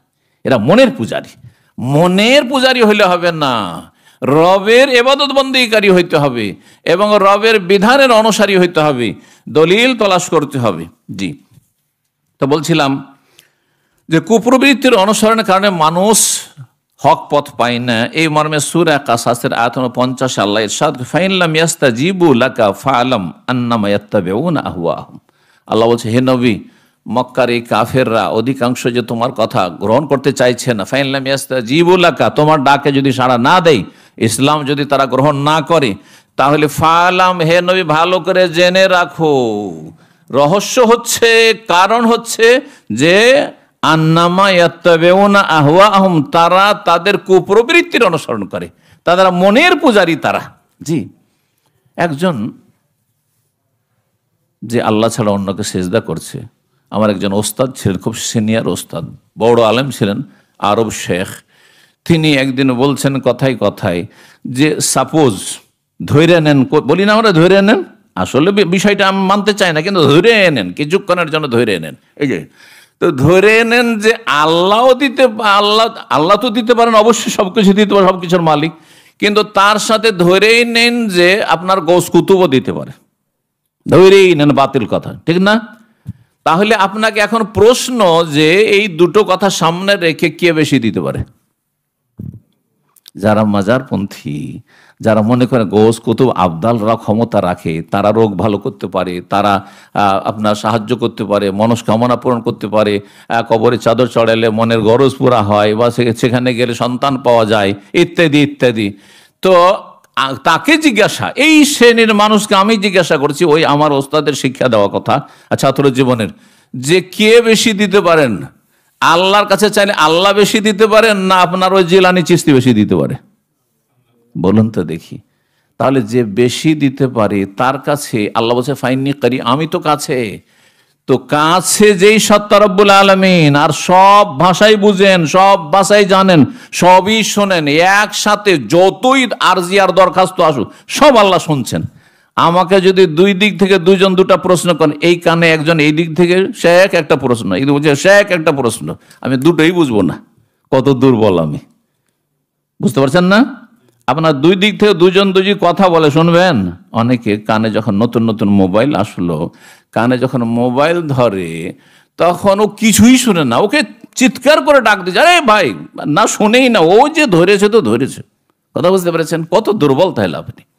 কিন্তু রব্বুল আলামিনের কাছে একসাথে সারা পৃথিবী থেকে যে মানুষ, মুসলিমরা দোয়া করছেন, কত লোক একসাথে দোয়া করছেন, কত ভাষায় দোয়া করছেন, কত ভাষায় চাইছেন এবং কত রকমের দরখাস্ত করছেন, কত রকমের গরজের দরখাস্ত করেছেন, সব আল্লাহ পূরণ করছেন। তিনি হচ্ছেন আল্লাহ। ওয়া আতাকুম মিন কুল্লি মা সাআলতুমুহ, আল্লাহ বলছেন আল্লাহ তোমাদেরকে যা চাও, শুধু চাওয়া না, অনেক সময় চাই না, কারণ জানি না যে তোমার কল্যাণ আছে, কিন্তু আল্লাহ জানছেন যে তোমার পরিস্থিতির দাবি হচ্ছে, চাওয়া হচ্ছে যে এটা তোমার দরকার, তখন সেটাও আল্লাহ দেন। অনেক সময় দেখবেন যে যে দোয়াটি করেননি সেটাই আল্লাহ দিয়ে আপনাকে উদ্ধার করে দিয়েছে। জি, একজন দিনদার মানুষ এটা হাড়ে হাড়ে টের পাবেন যে আমি যেটা চেয়েছিলাম সেটাই হয়তো ক্ষতি হতো, এর চাইতে ভালো আল্লাহ যেটা কখনো আমি চাইনি সেটাই আল্লাহ দিয়েছেন।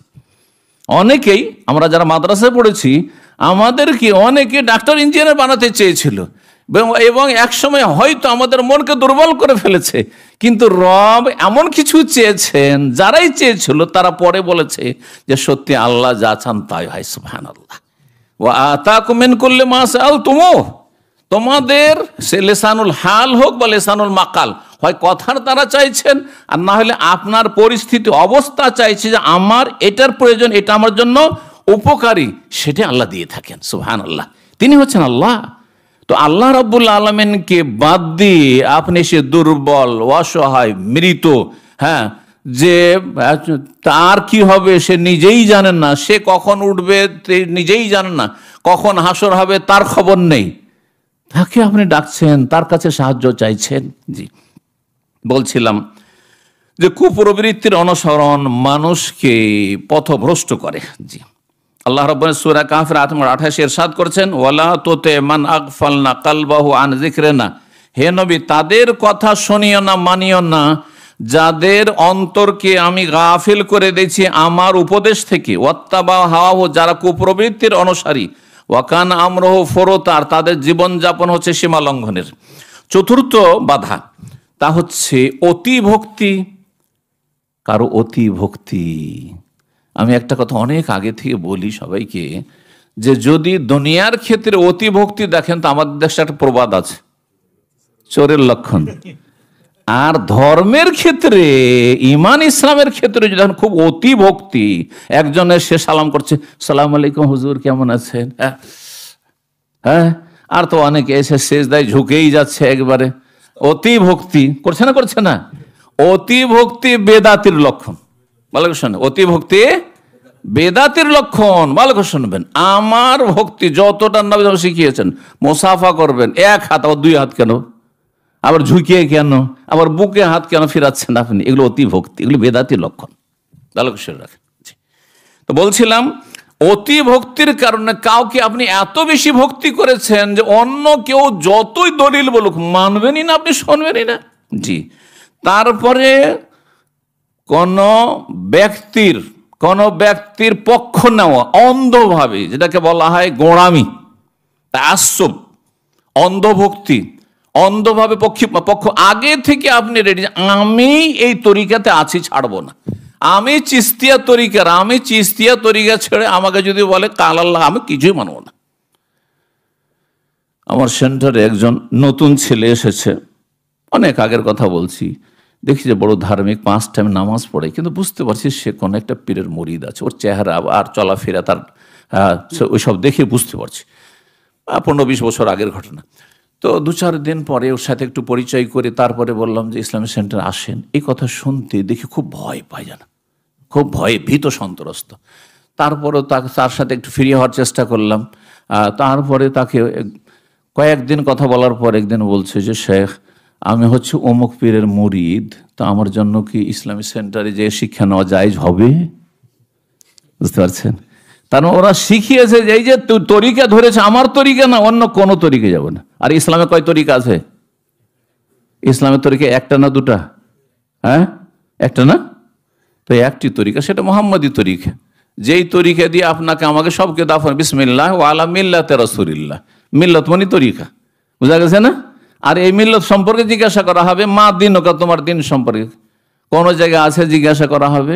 মরণ থেকে শুরু করে, কবর থেকে শুরু করে একবার জান্নাত যাওয়া পর্যন্ত, যে তুমি চিস্তি ছিলে না মোজাদ্দিদি ছিলে না কাদেরি ছিলে, হ্যাঁ, না নকশবন্দি ছিলে, জিজ্ঞেস করা হবে। হ্যাঁ, তুমি সরচরমনাই ছিলে না সারসিনা ছিলে না জনপুরি ছিলে, জিজ্ঞেস করা হবে। না আটরসি ছিলে না ভান্ডারি ছিলে, জিজ্ঞেস করা হবে নাকি? আছে কোথাও? তো দেখান, তাহলে বোঝা গেল যে এগুলি হচ্ছে বাতিল। বাতিলকে ত্যাগ করতে হবে এবং সত্যকে গ্রহণ করতে হবে।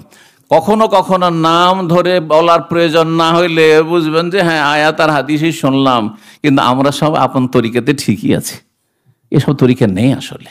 তরিকা একমাত্র রাসূলুল্লাহ সাল্লাল্লাহু আলাইহি ওয়াসাল্লামের তরিকা, সেই তরিকা তলাশ করতে হবে ইলমের মাধ্যমে, দ্বীনের জ্ঞান অর্জনের মাধ্যমে। সম্মানিত ভাতৃমণ্ডলী, বলছিলাম যে অতি ভক্তি, দেখেন যারা মযহাবী গোঁড়ামি করে, একজন ইমামকে আকাশে উঠিয়ে দিয়েছে, আর বাকি 3 জনের খবর নেওয়ার প্রয়োজন নেই। যদি বলে ইমাম শাফি বলেছেন, ইমাম আবু হানিফা বলেছেন, বা ইমাম মালিক বলেছেন, কোনো পরোয়া নেই, কারণ আমার ইমাম ওরা না। সালাফির বৈশিষ্ট্য হচ্ছে, আহলুল হাদিসের বৈশিষ্ট্য হচ্ছে, যারা 1400 বছরের ইসলামের উপর যারা আছে তাদের বৈশিষ্ট্য হচ্ছে, যেমন ইমাম আবু হানিফাকে ভালোবাসি রাহিমাহুল্লাহ, যেমন তেমনই ভালোবাসি ইমাম শাফিকে, সমানভাবে ভালোবাসি, তেমনই ভালোবাসি ইমাম মালিককে, তেমনই ভালোবাসি ইমাম আহমদ বিন হাম্বলকে, তেমনই ইমাম বুখারী, মুসলিম, আবু দাউদ, নাসাই, তিরমিজি, ইবনে মাজাহ, ইবনে তাইমিয়া, ইমাম মুহাম্মদ বিন আব্দুল্লাহ, সমস্ত উলামায়ে কেরামকে, কোরআন সুন্নাহর আলেমরা সারা বিশ্বে যখন এসেছেন তাদের সবাইকে ভালোবাসি। লা নুফাররিকু বাইনা আহাদিম মির রাসূলিহি, যেমন আল্লাহ কোরআন, আমি এই আয়াত থেকে এই শিক্ষা নিয়েছি, যেমন আল্লাহ বলছেন নবী রসুলে পার্থক্য করি না, যে আমি মোহাম্মদ সাল্লাল্লাহু আলাইহি ওয়াসাল্লাম মানি সেজন্য মুসা আলাইহিস সালামের মানহানি করব, বা তার মূল্য আমার কাছে নেই, বা ঈসা আলাইহিস সালামের মূল্য নেই। আমার কাছে রাসূলুল্লাহ, আব্দুল্লাহ, আল্লাহর শ্রেষ্ঠ বান্দা সেই যুগের ঈসা আলাইহিস সালাম, এই বলে আমি বিশ্বাস করি। যেমন মহব্বত করি রাসূলুল্লাহ মুহাম্মদকে, তেমনই বিশ্বাস করি আমি ঈসা আলাইহিস সালামকে, তিনি আল্লাহ রসুল, তেমনই বিশ্বাস করি মুসা আলাইহিস সালামকে, তেমনই বিশ্বাস করি ইব্রাহিম খলিলুল্লাহ আলাইহিস সালামকে। এইভাবে সমান লা নুফাররিকু বাইনা আহাদিম, একে মানি ওকে মানি না, এমন কাজ করে না হলে কাফের হয়ে যাব। ঠিক তেমনি যারা বলবে যে আমি এই ইমামের মোকাল্লেদ, বাকিদের আমি অত ওইসব চর্চা করা প্রয়োজন মনে করি না, তারা বিভ্রান্ত পথভ্রষ্ট। ভালো করে শুনে রাখেন। জি, আমরা সমস্ত আইম্মায়ে ইসলাম তাদেরকে আমরা সমানভাবে মহব্বত করব। অতিভক্তি করতে গিয়ে মানুষ হক থেকে বিচ্যুত হয়েছে, বিভ্রান্ত হয়েছে, সত্য গ্রহণে বাধা হয়ে দাঁড়িয়েছে। আল্লাহ রাব্বুল আলামিন কোরআনে কারিমে এর নিন্দা করেছেন। অন্ধভক্তি, গোঁড়ামি আর অতিভক্তি, এগুলির নিন্দা করে আল্লাহ বিভিন্ন আয়াত নাযিল করেছেন। মক্কার কাফেরদেরকে যখন বলা হতো ওয়াইযা কিলা লাহুম তাআলাউ ইলা মা আনজালাল্লাহ, এসো আল্লাহর বিধান, ওহী যে আল্লাহ নাযিল সেগুলি মেনে নাও, আল্লাহর কথা মেনে নাও। ওয়াইলার রসুল, এবং রসুল্লাহ সাল্লাল্লাহু আলাইহি সাল্লামের দিকে আসো, তার কাছ থেকে শিখো, সরাসরি শিখো। কালু, তখন মক্কার কাফের মুশরিকরা বলতো হাসবুনা মা ওয়াজাদনা আলাইহি আবাউনা, মা ওয়াজাদনা আলাইহি আবাআনা, আমাদের জন্য যথেষ্ট যার ওপর আমাদের পূর্বপুরুষ বাপদাদাকে পেয়েছি। বাপদাদা এতদিন ধরে আমাদের ওলামায়ে কেরামরা বুঝতো না, এতদিন ধরে আমাদের বড়রা বুঝতো না, আমার বাপদাদা কি মূর্খ ছিল, বাপদাদার কি তাহলে জাহান্নামী হয়েছে? না না, ওইটা মেনে নিতে পারি না। সুতরাং তারা যেই পথের সেই পথেই থাকবো, বুঝাবুঝি নেই। এটি হচ্ছে তাআসসুব, অন্ধভক্তি এবং গোঁড়ামি আর অতিভক্তি। আল্লাহ রাব্বুল এসব অনিষ্ট থেকে হেফাজত করুন। জি,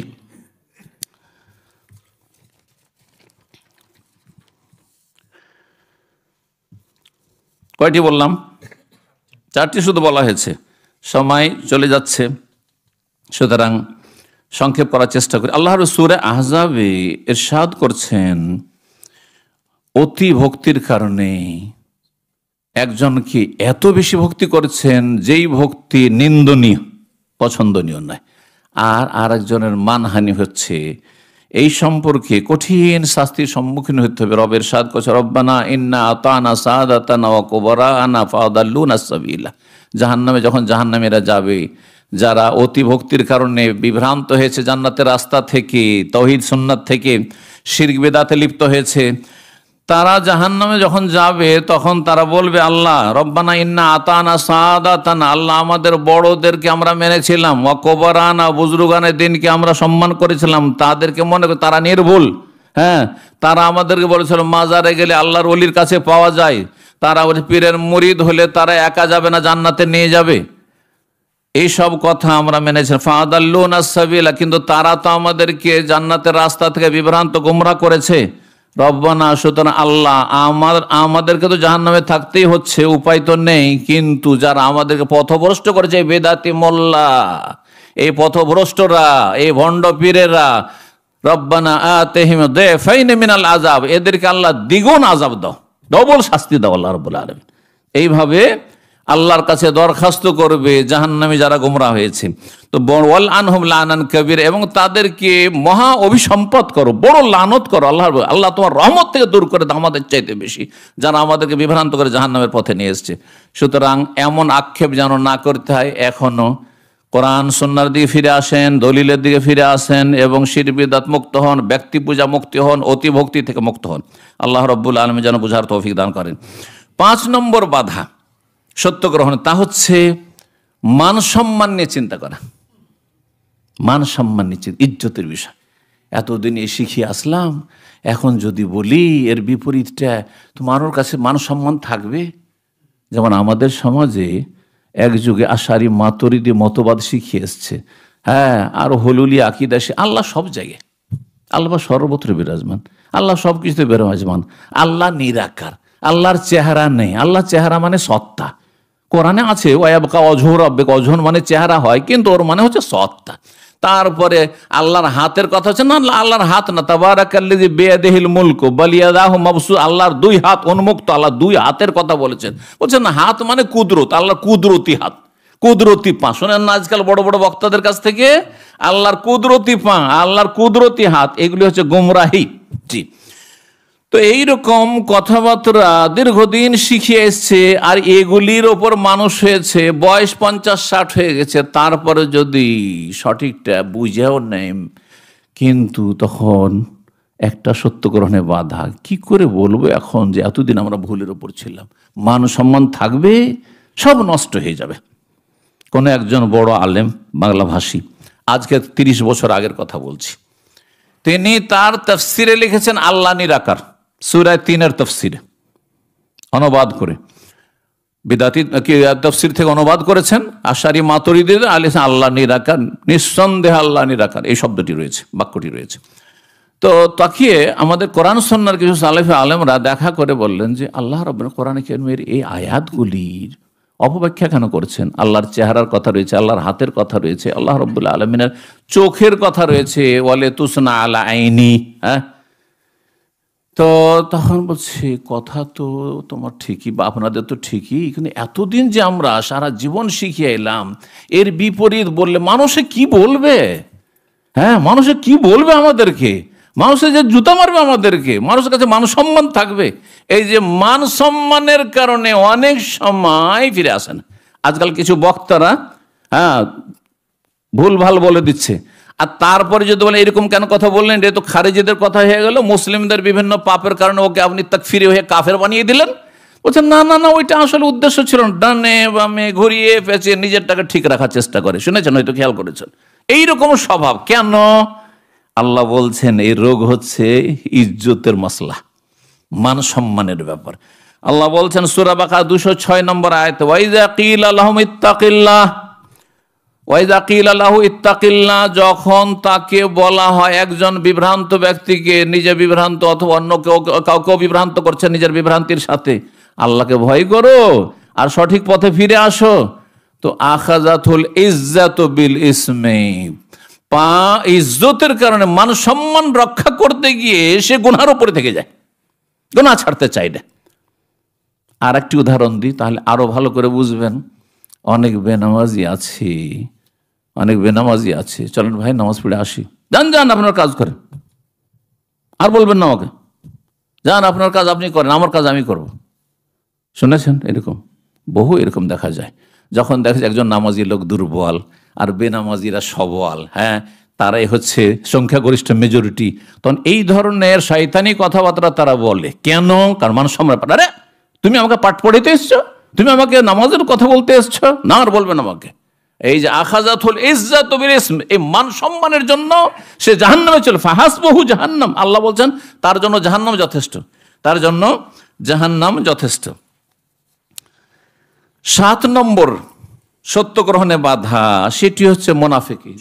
6 নম্বর না, 6 নম্বর সত্য গ্রহণে বাধা হচ্ছে মুনাফিকি, নিফাক, যার মধ্যে কপটতা আছে, সে সোজা কথা বলতে চায় না।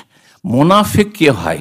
যে ভীতু, আপনি কথাটা স্পষ্ট বলতে পারছেন না, তখন আপনি কি করছেন, ভিতরে এক আর ওপরে এক, ওপরে আপনার সামনের লোকে খুশি করে দিলেন, আর ভিতরে অন্য কথা আপনার ভরা আছে, এর নাম হচ্ছে নেফাক। ভিতরে একরকম আর বাইরে আর এক রকম। যেমন মদিনার মুনাফিকরা বলতো যে আপনি আল্লাহ রসুল, আমরা সাক্ষী দিচ্ছি, অথচ অন্তরে সবচেয়ে বেশি তাদের শত্রুতা ছিল। দেখলো যে বাইরে থেকে শত্রুতা করে তো মুহাম্মদ সাল্লাল্লাহু আলাইহি ওয়াসাল্লাম সাহাবীদের কিছু করতে পারবো, মুহাজিরিন আনসারদের ক্ষতি করতে পারবো না, তো ঘরেই ঢুকে শত্রুতা করব, তাহলে বেশি ক্ষতি করতে পারবো। এটাই ছিল উদ্দেশ্য তাদের। এইরকমই একটা ধর্ম আছে তাকিয়ার ধর্ম। হ্যাঁ, একদল পথভ্রষ্টদের একটি তাকিয়ার ধর্ম আছে, মানে আপনার বিপরীত আকীদায় যারা, তাদের সামনে আপনি সমস্ত মিথ্যা বলতে পারেন, তাদের কাছে নাকি মিথ্যা বলা সওয়াবের কাজ। তাকিয়া মানে মিথ্যা বলা সওয়াবের কাজ। আমি নাম বলতে চাইছি না, কিন্তু এমনও মুসলিম, কথিত মুসলিম আছে যারা মিথ্যা বলাকে নেকির কাজ মনে করে, হ্যাঁ, অন্যকে ধোঁকা দেওয়ার জন্য, প্রতারিত করার জন্য এবং অন্যের ক্ষতি করার জন্য। জি, এটি হচ্ছে তাকিয়ার ধর্ম। এই তাকিয়ার ধর্মে হ্যাঁ হ্যাঁ হ্যাঁ আপনাদের সাথে আমাদের সব একতা ঘোষণা করছি, আর আপনাদের সাথে আমাদের কোনো দ্বিমত নেই, আপনারা যা বলছেন তা নিচ্ছি। কিন্তু যখন তাদের আপনজনের কাছে যায় তখন বলছে না, এদের কথা বাদ দাও, হ্যাঁ, এদেরকে আমাদের স্বার্থের জন্য যাতে আমরা তাদের সাপোর্টটা পেয়ে যাই, হ্যাঁ, তাদের সমর্থনটা পেয়ে যাই, সেই জন্যই করছি। জি, তো এই হচ্ছে নেফাক বা তাকিয়া। মুনাফিকি যদি থাকে তাহলে এটি বড় বাধা। মুনাফিক একজন হেদায়েত হয় না, ক্লিয়ার লোক হেদায়েত হয় হ্যাঁ, না হয় না। না করলেন আপনি হককে, তো আপনি কাফের হয়ে গেলেন, আর হ্যাঁ করলেন তো আপনি জান্নাতের রাস্তা, মুমিন মুসলিম হয়ে জান্নাতের রাস্তা ধরে নিলেন। আর ভিতরে নাপাকি ভরা আছে, আর ভিতরে অবিশ্বাস কুফরি ভরা আছে, আর ওপরে বলছেন হ্যাঁ, এই লোক কখনো হেদায়েত হবে না, কারণ এ সুবিধা সন্ধানী, সুযোগের সন্ধানী। যার ফলে মুনাফিকির কারণে মানুষ কি হয়, হক থেকে বিচ্যুত হয়ে যায়। রব্বুল আলামিন কোরআনে কারিমে সূরা নিসার আয়াত নম্বর 61 ইরশাদ করেছেন, ওয়াইযা কিলা লাহুম তাআলাউ ইলা মা আনজালাল্লাহ, যখন তাদেরকে বলা হয়েছিল যে আসো আল্লাহর বিধান যা নাযিল করেছেন সেটা মেনে নাও, ওয়া ইলার রাসূল, রাসূলের কাছে তোমরা বিচার ফয়সালা নাও। মুনাফিকদেরকে বলা হয়েছে রাআইতাল মুনাফিকিনা, হে নবী তখন তুমি তাদেরকে দেখবে, মুনাফিকদেরকে, ইয়াসুদ্দুন আনকা সুদুদা, তোমার থেকে তারা, আর নবী হচ্ছেন হক, নবীর কথা হচ্ছে হক, নবী থেকে তারা কি হয়ে যাবে, বাধাগ্রস্ত হবে, মানে নবীর কথা নেবে না, সাদরে গ্রহণ করবে না। ইয়াসুদ্দুন আনকা সুদুদা। 7 নম্বর সত্য গ্রহণে বাধা, সেটি হচ্ছে রাগ। মানুষ যদি খুব বেশি রেগে যায় তো নিজের ব্যালেন্স ঠিক রাখতে পারে না, যার ফলে সে হিতাহিত জ্ঞান হারিয়ে ফেলে, অথবা রাগের কারণে সে নিজেকে স্বাভাবিক অবস্থায় রাখতে পারে না।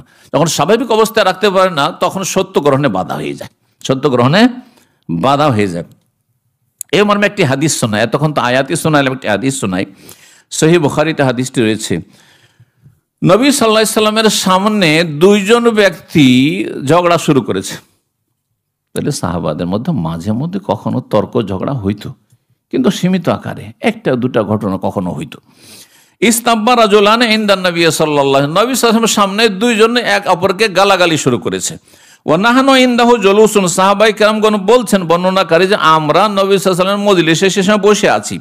ওয়া আহাদুহুমা ইয়াসুব্বু সাহিব, একজন আরেকজনকে গালমন্দ করছে, মুগযিবান, বড়ই রাগান্বিত হয়ে রেগে, ওয়াকাদ ইহমাররা ওয়াজহু, রাগের চোটে তার চেহারা একবারে লাল হয়ে গেছে, রেগে লাল হয়ে গেছে। ফাকালান নবী সাল্লাল্লাহু আলাইহি ওয়াসাল্লাম, তখন নবী সাল্লাল্লাহু আলাইহি ওয়াসাল্লাম চিকিৎসা বলছেন, রাগের চিকিৎসা। আমার একটা লেকচার আছে রাগের চিকিৎসা, রাগকে কেমন করে আপনি ঠান্ডা করবেন। জি, তো নবী সাল্লাল্লাহু আলাইহি ওয়াসাল্লাম তখন বলেন, ইন্নী লা আ'লামু কালিমাতান লাউ কালাহা, আমি একটা শুধু ওয়ার্ড, বাক্য জানি, যদি এই কথাটি এই লোকেরা যে বেশি রেগে গেছে একজন আরেকজনের ওপর, যদি বলে নাই লা যাহাবা আনহু মা ইয়াজিদু, তাহলে এক্ষুনি তার এই রাগ ঠান্ডা হয়ে যাবে এবং রাগ দূর হয়ে যাবে। হ্যাঁ, আর এই রাগের প্রতিক্রিয়া দেখাবে না। কি সেটি? লাউ ক্বালা আউযু বিল্লাহি মিনাশ শাইতানির রাজিম, যদি সে কি বলে, আউযু বিল্লাহি মিনাশ শাইতানির রাজিম। রাগ যদি উঠে যায়, স্বামী স্ত্রী তো অনেকে রাগারাগি করেন, আপনারা প্রথম কথা রাখবেন না। প্রথম কথা কি? রাখবেনই না। সবচেয়ে ভালো মানুষ, রাখবেন না। হ্যাঁ, রাগ একেবারে শেষ, একেবারে এমন কিছু হয়েছে তখন তাও হালকা রাখবেন, তাড়াতাড়ি পড়ে যাবেন, এটা সবচেয়ে ভালো মানুষ। অনেক দেরিতে রাখবেন আর তাড়াতাড়ি পড়ে যাবেন, হ্যাঁ, ঠান্ডা করে দেবেন, এটা সবচেয়ে ভালো মানুষ। রাগ মানুষের থাকতে পারে, কিন্তু ওই রকম রাগ। তো যাই হোক, নবী সাল্লাল্লাহু আলাইহি ওয়াসাল্লাম আউযু বিল্লাহি মিনাশ শাইতানির রাজিম বললেন নাই, তখন লোকেরা গিয়ে ওই লোকটিকে বলছে, নবী সাল্লাল্লাহু আলাইহি ওয়াসাল্লাম বললেন, শুনলে নবী সাল্লাল্লাহু আলাইহি ওয়াসাল্লাম তোমাকে বলছেন যে তুমি আউযু বিল্লাহি মিনাশ শাইতানির রাজিম পড়ে নাও, কারণ শয়তান তোমাকে রাগান্বিত করেছে, শয়তান তোমাকে প্ররোচিত করেছে, শয়তান তোমাকে এই অবস্থা তোমার তৈরি করেছে, পরিস্থিতি তৈরি করেছে। তুমি শুনলে তুমি আউযু বিল্লাহ পড়ে নাও, আল্লাহর কাছে আশ্রয় কামনা করো শয়তান অনিষ্ট থেকে। তখন সে রাগ বরদাস্ত করতে পারছে না, এমনকি নবী সাল্লাল্লাহু আলাইহি ওয়াসাল্লাম কথারও মূল্যায়ন করছে না। কি বলছে, ইন্নী লাস্তু বিমাজনুন, আমি পাগল নই। আমি কি পাগল যে আউযু বিল্লাহি মিনাশ শাইতানির পড়বো? হ্যাঁ, বুঝতে পারছেন না? অথচ রাসূলুল্লাহ সাল্লাল্লাহু আলাইহি ওয়াসাল্লাম কথা, রাসূলের কথাই হচ্ছে শরিয়া, রাসূলের কথাই হচ্ছে শরীয়ত। নবী যেটা বলেছেন সেটা আল্লাহর কথা। মাইয়ুতির রাসূলা ওয়া মাইয়ুতির রাসূল ফাকাদ আতা আল্লাহ, যে রাসূলকে মানবে সে আল্লাহকে মানলো। জি, মানার ক্ষেত্রে রাসূলুল্লাহ সাল্লাল্লাহু আলাইহি ওয়াসাল্লাম মানলে আল্লাহকে মানা হয়, কিন্তু রাসূলকে সিজদা করলে অনেক এখানে গুমরা হয়ে যায়। মানা আর সিজদা করাকে এক করে দিয়ে জাহান্নামে চলে যায়, পথভ্রষ্ট হয়ে যায়। ভালো করে শুন, কারণ আমাদের সমাজে এরকম লোক আছে, হক বাতিলকে একাকার করে দেয়। রাসূলুল্লাহ সাল্লাল্লাহু আলাইহি ওয়াসাল্লাম মানা ছাড়া আল্লাহকে মানা হবে না, রাসূলুল্লাহ সাল্লাল্লাহু আলাইহি ওয়াসাল্লামকে মানতে হবে না, কোরআনের কথাও মানতে হবে এবং হাদিস শরীফের কথাও মানতে হবে, সহিহ হাদিস হলে। হ্যাঁ, তাহলে আল্লাহকে মানা হবে। আপনি যদি বলেন যে ওই যে যারা হাদিস অমান্যকারী, হাদিস অস্বীকারী, তারা কাফের হয়ে গেছে, কিসের কারণে? আমরা কোরআন মানবো, হাদিস মানবো না। কোরআন দিয়ে নামাজ পড়ে দেখান তো দেখি, কোরআন দিয়ে রোজা রেখে দেখান তো দেখি, কোরআন দিয়ে আজান দিয়ে দেখান তো দেখি, কোথায় আজান আছে? হ্যাঁ, কোরআন দিয়ে উজু করে দেখান তো দেখি। কোনো কিছু করতে পারবেন না, কোনো মাসলা বিস্তারিত কোরআনে কারিমে পাবেন না, ইল্লা মাশাআল্লাহ হয়তো সামান্য কিছু পাবেন আপনি। সবগুলি সংক্ষেপে সংক্ষেপে মূল বিষয়গুলি কোরআনে কারিমে রয়েছে, বিশদ বিবরণ রাসূলুল্লাহ সাল্লাল্লাহু আলাইহি ওয়াসাল্লাম রয়েছে। কিন্তু রসুলকে মানলে আল্লাহকে মানা হয়, এর সাথে আমাদের দেশে অজ্ঞতার কারণে এক শ্রেণীর লোকেরা শিরকে লিপ্ত হয়। আরে রসুলকে সিজদা করলেও তো আল্লাহকে সিজদা করা হয়, রসুলকে ডাকলেও তো আল্লাহকে ডাকা হয়, ইয়া রাসূল মাদাদ ইয়া রাসূল আল্লাহ।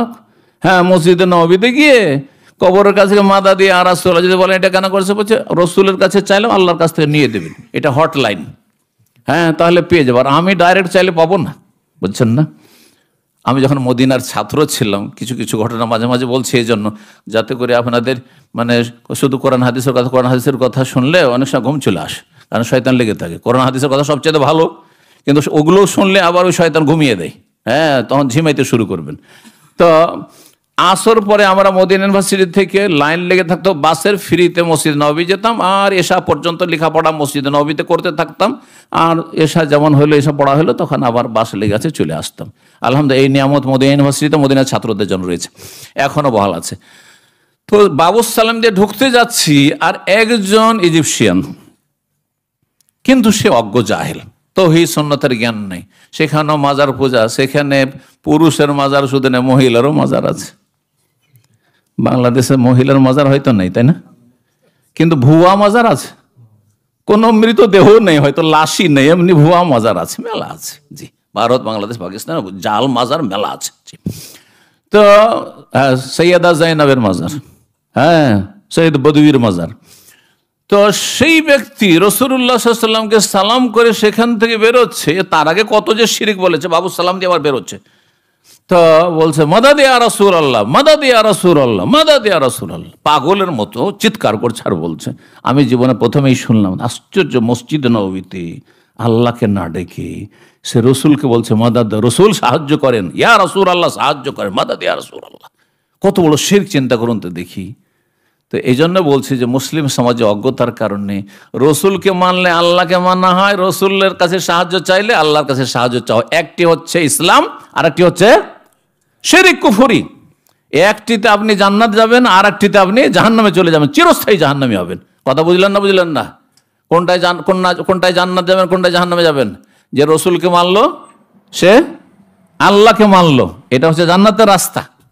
আর যে বলবে রসুলের কাছে যে সাহায্য চাইলো সে আল্লাহর কাছে সাহায্য চাইলো, সেটা হচ্ছে জাহান্নামের রাস্তা। রসুল সাহায্য করতে পারলে আগে নিজের সাহায্য করতেন।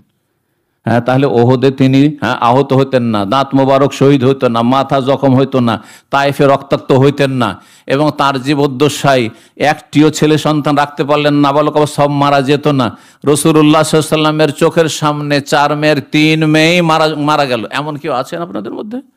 কেউ চাইবেন যে আমি বেঁচে থাকি আর আমার চোখের সামনে আমার ছেলে মেয়েরা, কচি কাঁচা আছে বা বড় ছেলে মেয়েরা মারা যাক, আর আমাকে এই ব্যথা বরদাস্ত করতে হয়? কোনো বাবা চাইবেন না, মূর্খ বাবাও চাইবেন না। কথা ঠিক কিনা? তাই নবী সাল্লাল্লাহু আলাইহি ওয়াসাল্লামের যদি ক্ষমতা থাকতো, তাহলে আগে এই ক্ষমতা নিজের ক্ষেত্রে প্রয়োগ করতেন, যে আমার ছেলেগুলোকে মরতে দেব না, আমার মেয়েগুলোকে আমার চোখের সামনে মারা যেতে দেব না, আমার পরে তারা মারা যায়, যাতে আমার কষ্ট না হয়। কথা ঠিক কিনা? হ্যাঁ, কে ভালোবাসেন না? আর সবচেয়ে বেশি ভালোবাসতেন রাসূলুল্লাহ সাল্লাল্লাহু আলাইহি ওয়াসাল্লাম তার ছেলে মেয়েদেরকে, পরিবারকে। এতে কোন সন্দেহ, এটা আমাদের ঈমান। জি, তিনি আমাদের জন্য আদর্শ জীবনের প্রতিটি ক্ষেত্রে। সম্মানিত ভাতৃমণ্ডলী, কথা না বাড়িয়ে এই ব্যক্তি কি করলো? রাগকে বরদাস্ত করতে না পেরে নবীর মানহানি করে বলল, আমি কি পাগল যে আউযুবিল্লাহি মিনাশ শাইতানির রাজিম পড়বো? এর রাগের কারণে সত্য গ্রহণে বাধাগ্রস্ত হয়ে গেল। অথচ রাগটা ঠান্ডা থাকলে, যদি ঠান্ডা মেজাজে থাকতো, তাহলে নবীর কথা নিতে অসুবিধা ছিল সাল্লাল্লাহু আলাইহি ওয়াসাল্লাম। 8 নম্বর সত্য গ্রহণে বাধা হচ্ছে অসৎ সঙ্গী, সঙ্গদোষে লহাবাসে। দেশে বড় ধার্মিক ছিলেন, আর এখানে আসার পরে কোন পাপিস্টের পাল্লাতে পড়ে গেলেন, কোন মদখোরের পাল্লাতে পড়ে গেলেন, কোন লম্পটের পাল্লাতে পড়ে গেলেন, আর তারপরে ধর্মকর্ম সব হারিয়ে দিয়ে হয় নাস্তিক হয়ে গেলেন, আর না হয় লম্পট চরিত্রহীন হয়ে গেলেন, আর মদে গাঁজায় ডুবে গেলেন। যতগুলি গাঁজাখোর আছেই, হ্যাঁ, যে কোনো স্তরের লোক মুসলিম সমাজের, এরা সঙ্গদোষে খারাপ হয়েছে, সঙ্গদোষে খারাপ হয়েছে। যে কোনো বেনামাজি যারা হয়েছে, এক সময় নামাজি ছিল, নামাজ ছেড়ে দিয়েছে, কারণটা কি? সঙ্গদোষ। আমাদের এইরকম ছাত্র, এমন ছাত্র ছিল যে দাওয়ার কাজে আমার সহযোগিতা করত। কিভাবে আল্লাহ বিভ্রান্ত করে মানুষ যখন চেষ্টা না করে নিজের ইমানের হেফাজতের। আর সেই ছেলে একসময় তাহাজ্জুদ পড়তো, আল্লাহ তাহাজ্জুদ পড়তো, তাহাজ্জুদ গুজার ছেলে ছিল। আর তারপরে যখন তার সাথী সঙ্গী রুমমেটগুলো ধার্মিক ছিল, তখন এরকম অবস্থা ছিল। আর তার প্রথম দিকে বেশ আগ্রহ নিয়ে দিন শিখেছে। তারপরে কি করলো? ইন্টারনেটের একসময় ব্যবসা ছিল, ইন্টারনেটের কেবিনের ব্যবসা। তখন এইসব মোবাইল ফোন টোন আসেনি, আজকে থেকে অনেক 20-25 বছর আগে। তো সে ওই সব ব্যবসাতে লেগে সারা রাত ইন্টারনেটে পড়ে থাকে, সারা রাত ইন্টারনেট নিয়ে পড়ে থাকে। তারপরে রুমমেট বেনামাজিদের কাছে গিয়ে রুম নিল, তার সিট নিল। ধীরে ধীরে সে ইসলামিক সেন্টারে আসা বাদ দিল। তখন তার একজন ঘনিষ্ঠ বন্ধু নিয়মিত দার্সে আসে, তাকে বললাম যে অমুক ছেলেটি আসে না কেন? তো বলছে যে শেখ, ও তো খারাপ হয়ে গেছে, ও সারা রাত ইন্টারনেট পড়ে থাকে, আর তো ফজরের আগেখানে ঘুমিয়ে যায়। নাউজুবিল্লাহ। যেই লোকটি তাহাজ্জুদ পড়তো, 5 ওয়াক্ত নামাজ পড়তো, দিন শিখতো, সেই ব্যক্তি সঙ্গদোষে এখন বেনামাজি, তাহাজ্জুদ গুজার বেনামাজি হয়ে গেছে। এবার বুঝতে পারছেন? সুতরাং আপনার ছেলে মেয়েদের জন্য ভালো সঙ্গী চয়েস করবেন, ভালো পরিবারের সাথে সম্পর্ক রাখবেন, ভালো পরিবারের ছেলে মেয়েদের সাথে সম্পর্ক রাখবেন। আর অসৎ ছেলে মেয়েদের সাথে মিশতে দেবেন না। অসৎ সঙ্গ থেকে আপনি বাঁচিয়ে রাখবেন, নিজেকে বাঁচিয়ে রাখবেন, নিজের পরিবারকে বাঁচিয়ে রাখবেন, ছেলে মেয়েকে বাঁচিয়ে রাখবেন। আল্লাহ যেন তৌফিক দান করেন। না হলে কিয়ামতের দিনে বড় আক্ষেপ করতে হবে। সূরা ফুরকানে আল্লাহ রাব্বুল ইরশাদ করে, ইয়াউমা ইয়াযু যালিমু আলা ইয়াদি, জালেম হাসরের মাঠে দাঁতে কামড় দেবে। দাঁতে কামড় কেন দেয় জানেন না? এটা আমাদের দেশে হঠাৎ করে দাঁতে কামড় দেয় মানুষ। কি জন্য? আক্ষেপ করে, আফসোস করে। মানুষের আফসোস যদি হয়, তো হঠাৎ করে অচেতন, অনিচ্ছাকৃত আঙ্গুলটা দাঁতে দেয় মানুষ। এই আক্ষেপ, আফসোস করা। জালেম কি করবে? দাঁতে, হাতের আঙ্গুলে কামড় দেবে। ইয়াকুল, আর বলে, ইয়া লাইতানি ইত্তাখাযতু মা রাসূলি সাবিলা, হাই যদি আমি রসুলের রাস্তা ধরতাম সাল্লাল্লাহু আলাইহি ওয়াসাল্লাম।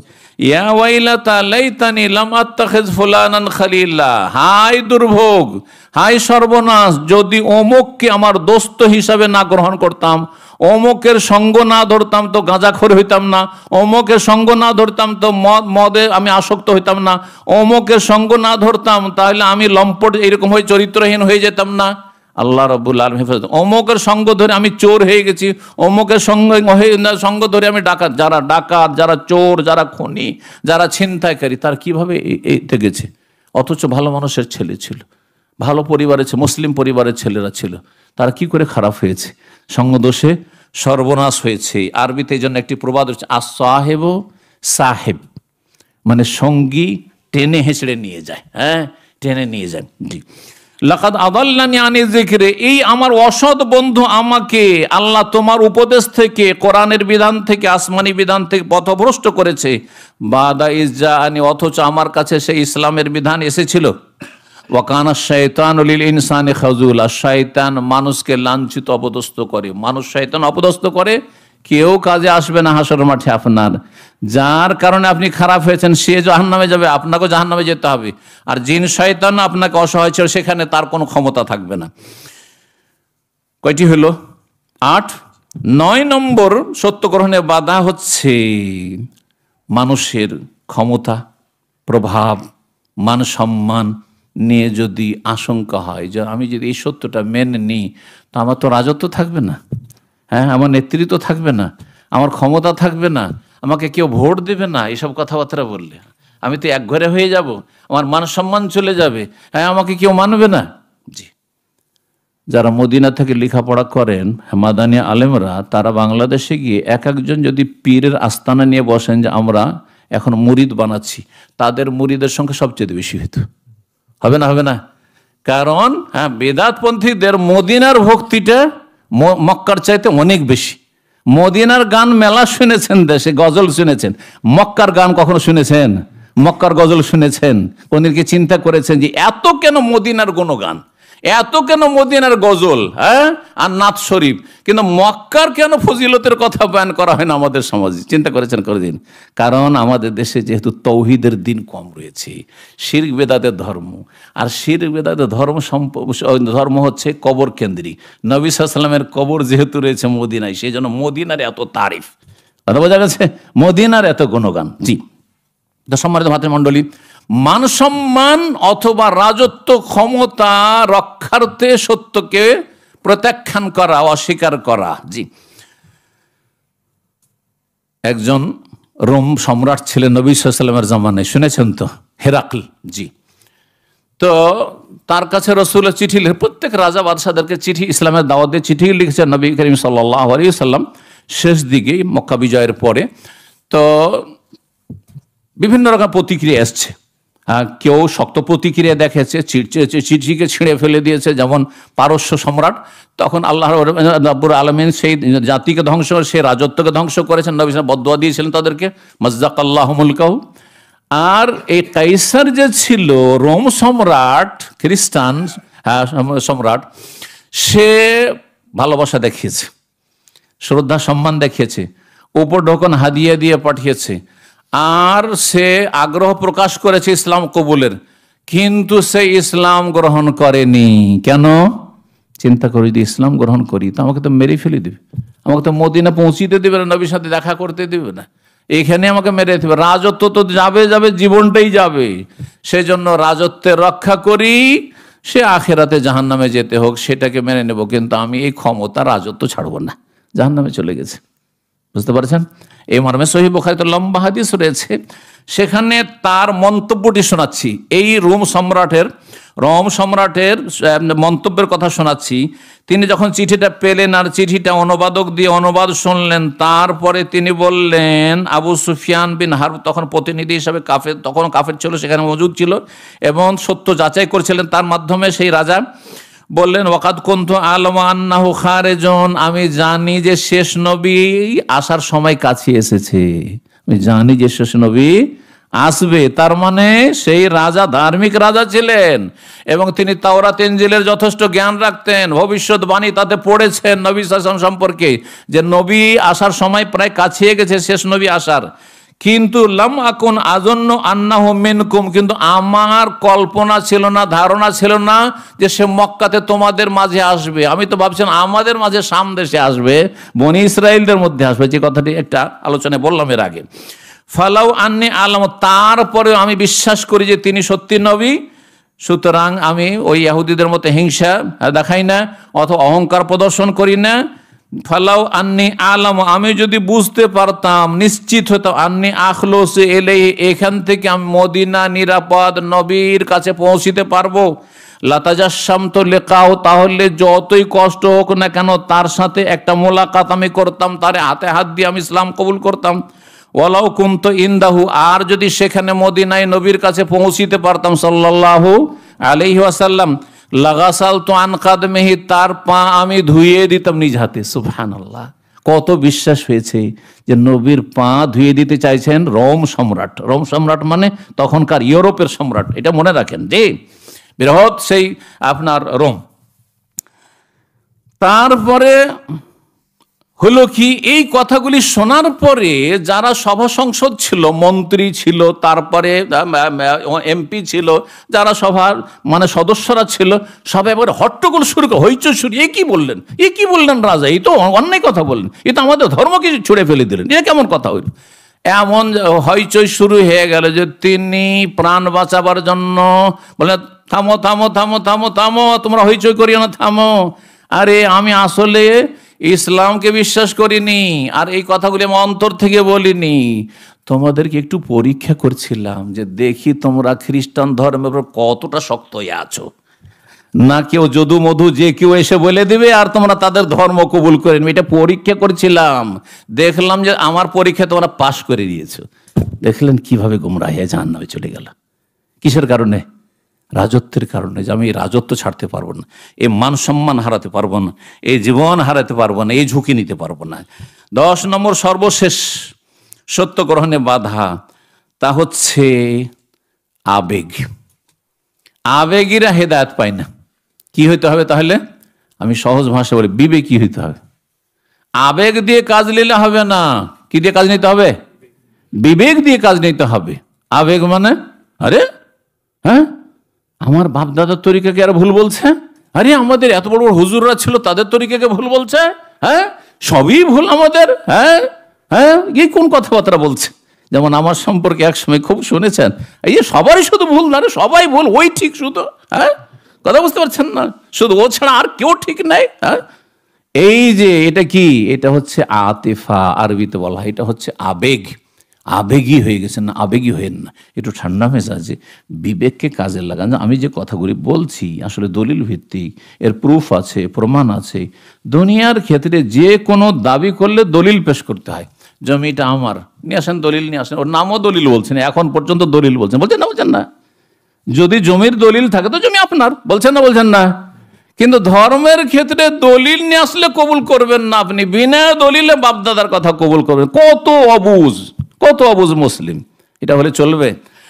তো আবেগ দিয়ে কাজ নিলে হবে না, আবেগী ধর্ম পালন করলে হবে না, বিবেকী ধর্ম। আবেগী ধর্ম হচ্ছে যে বড় বড় স্বপ্ন, যে এটা হচ্ছে বেটার চান্স, মনে হয় আমরা একেবারে ইসলামকে রাষ্ট্রীয় পর্যায়ে কায়েম করেই ফেলে দেবো।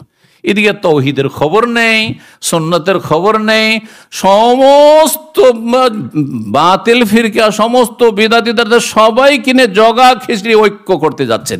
এরকম কোনোদিন জগা খিচড়ি ঐক্য হয়েছে?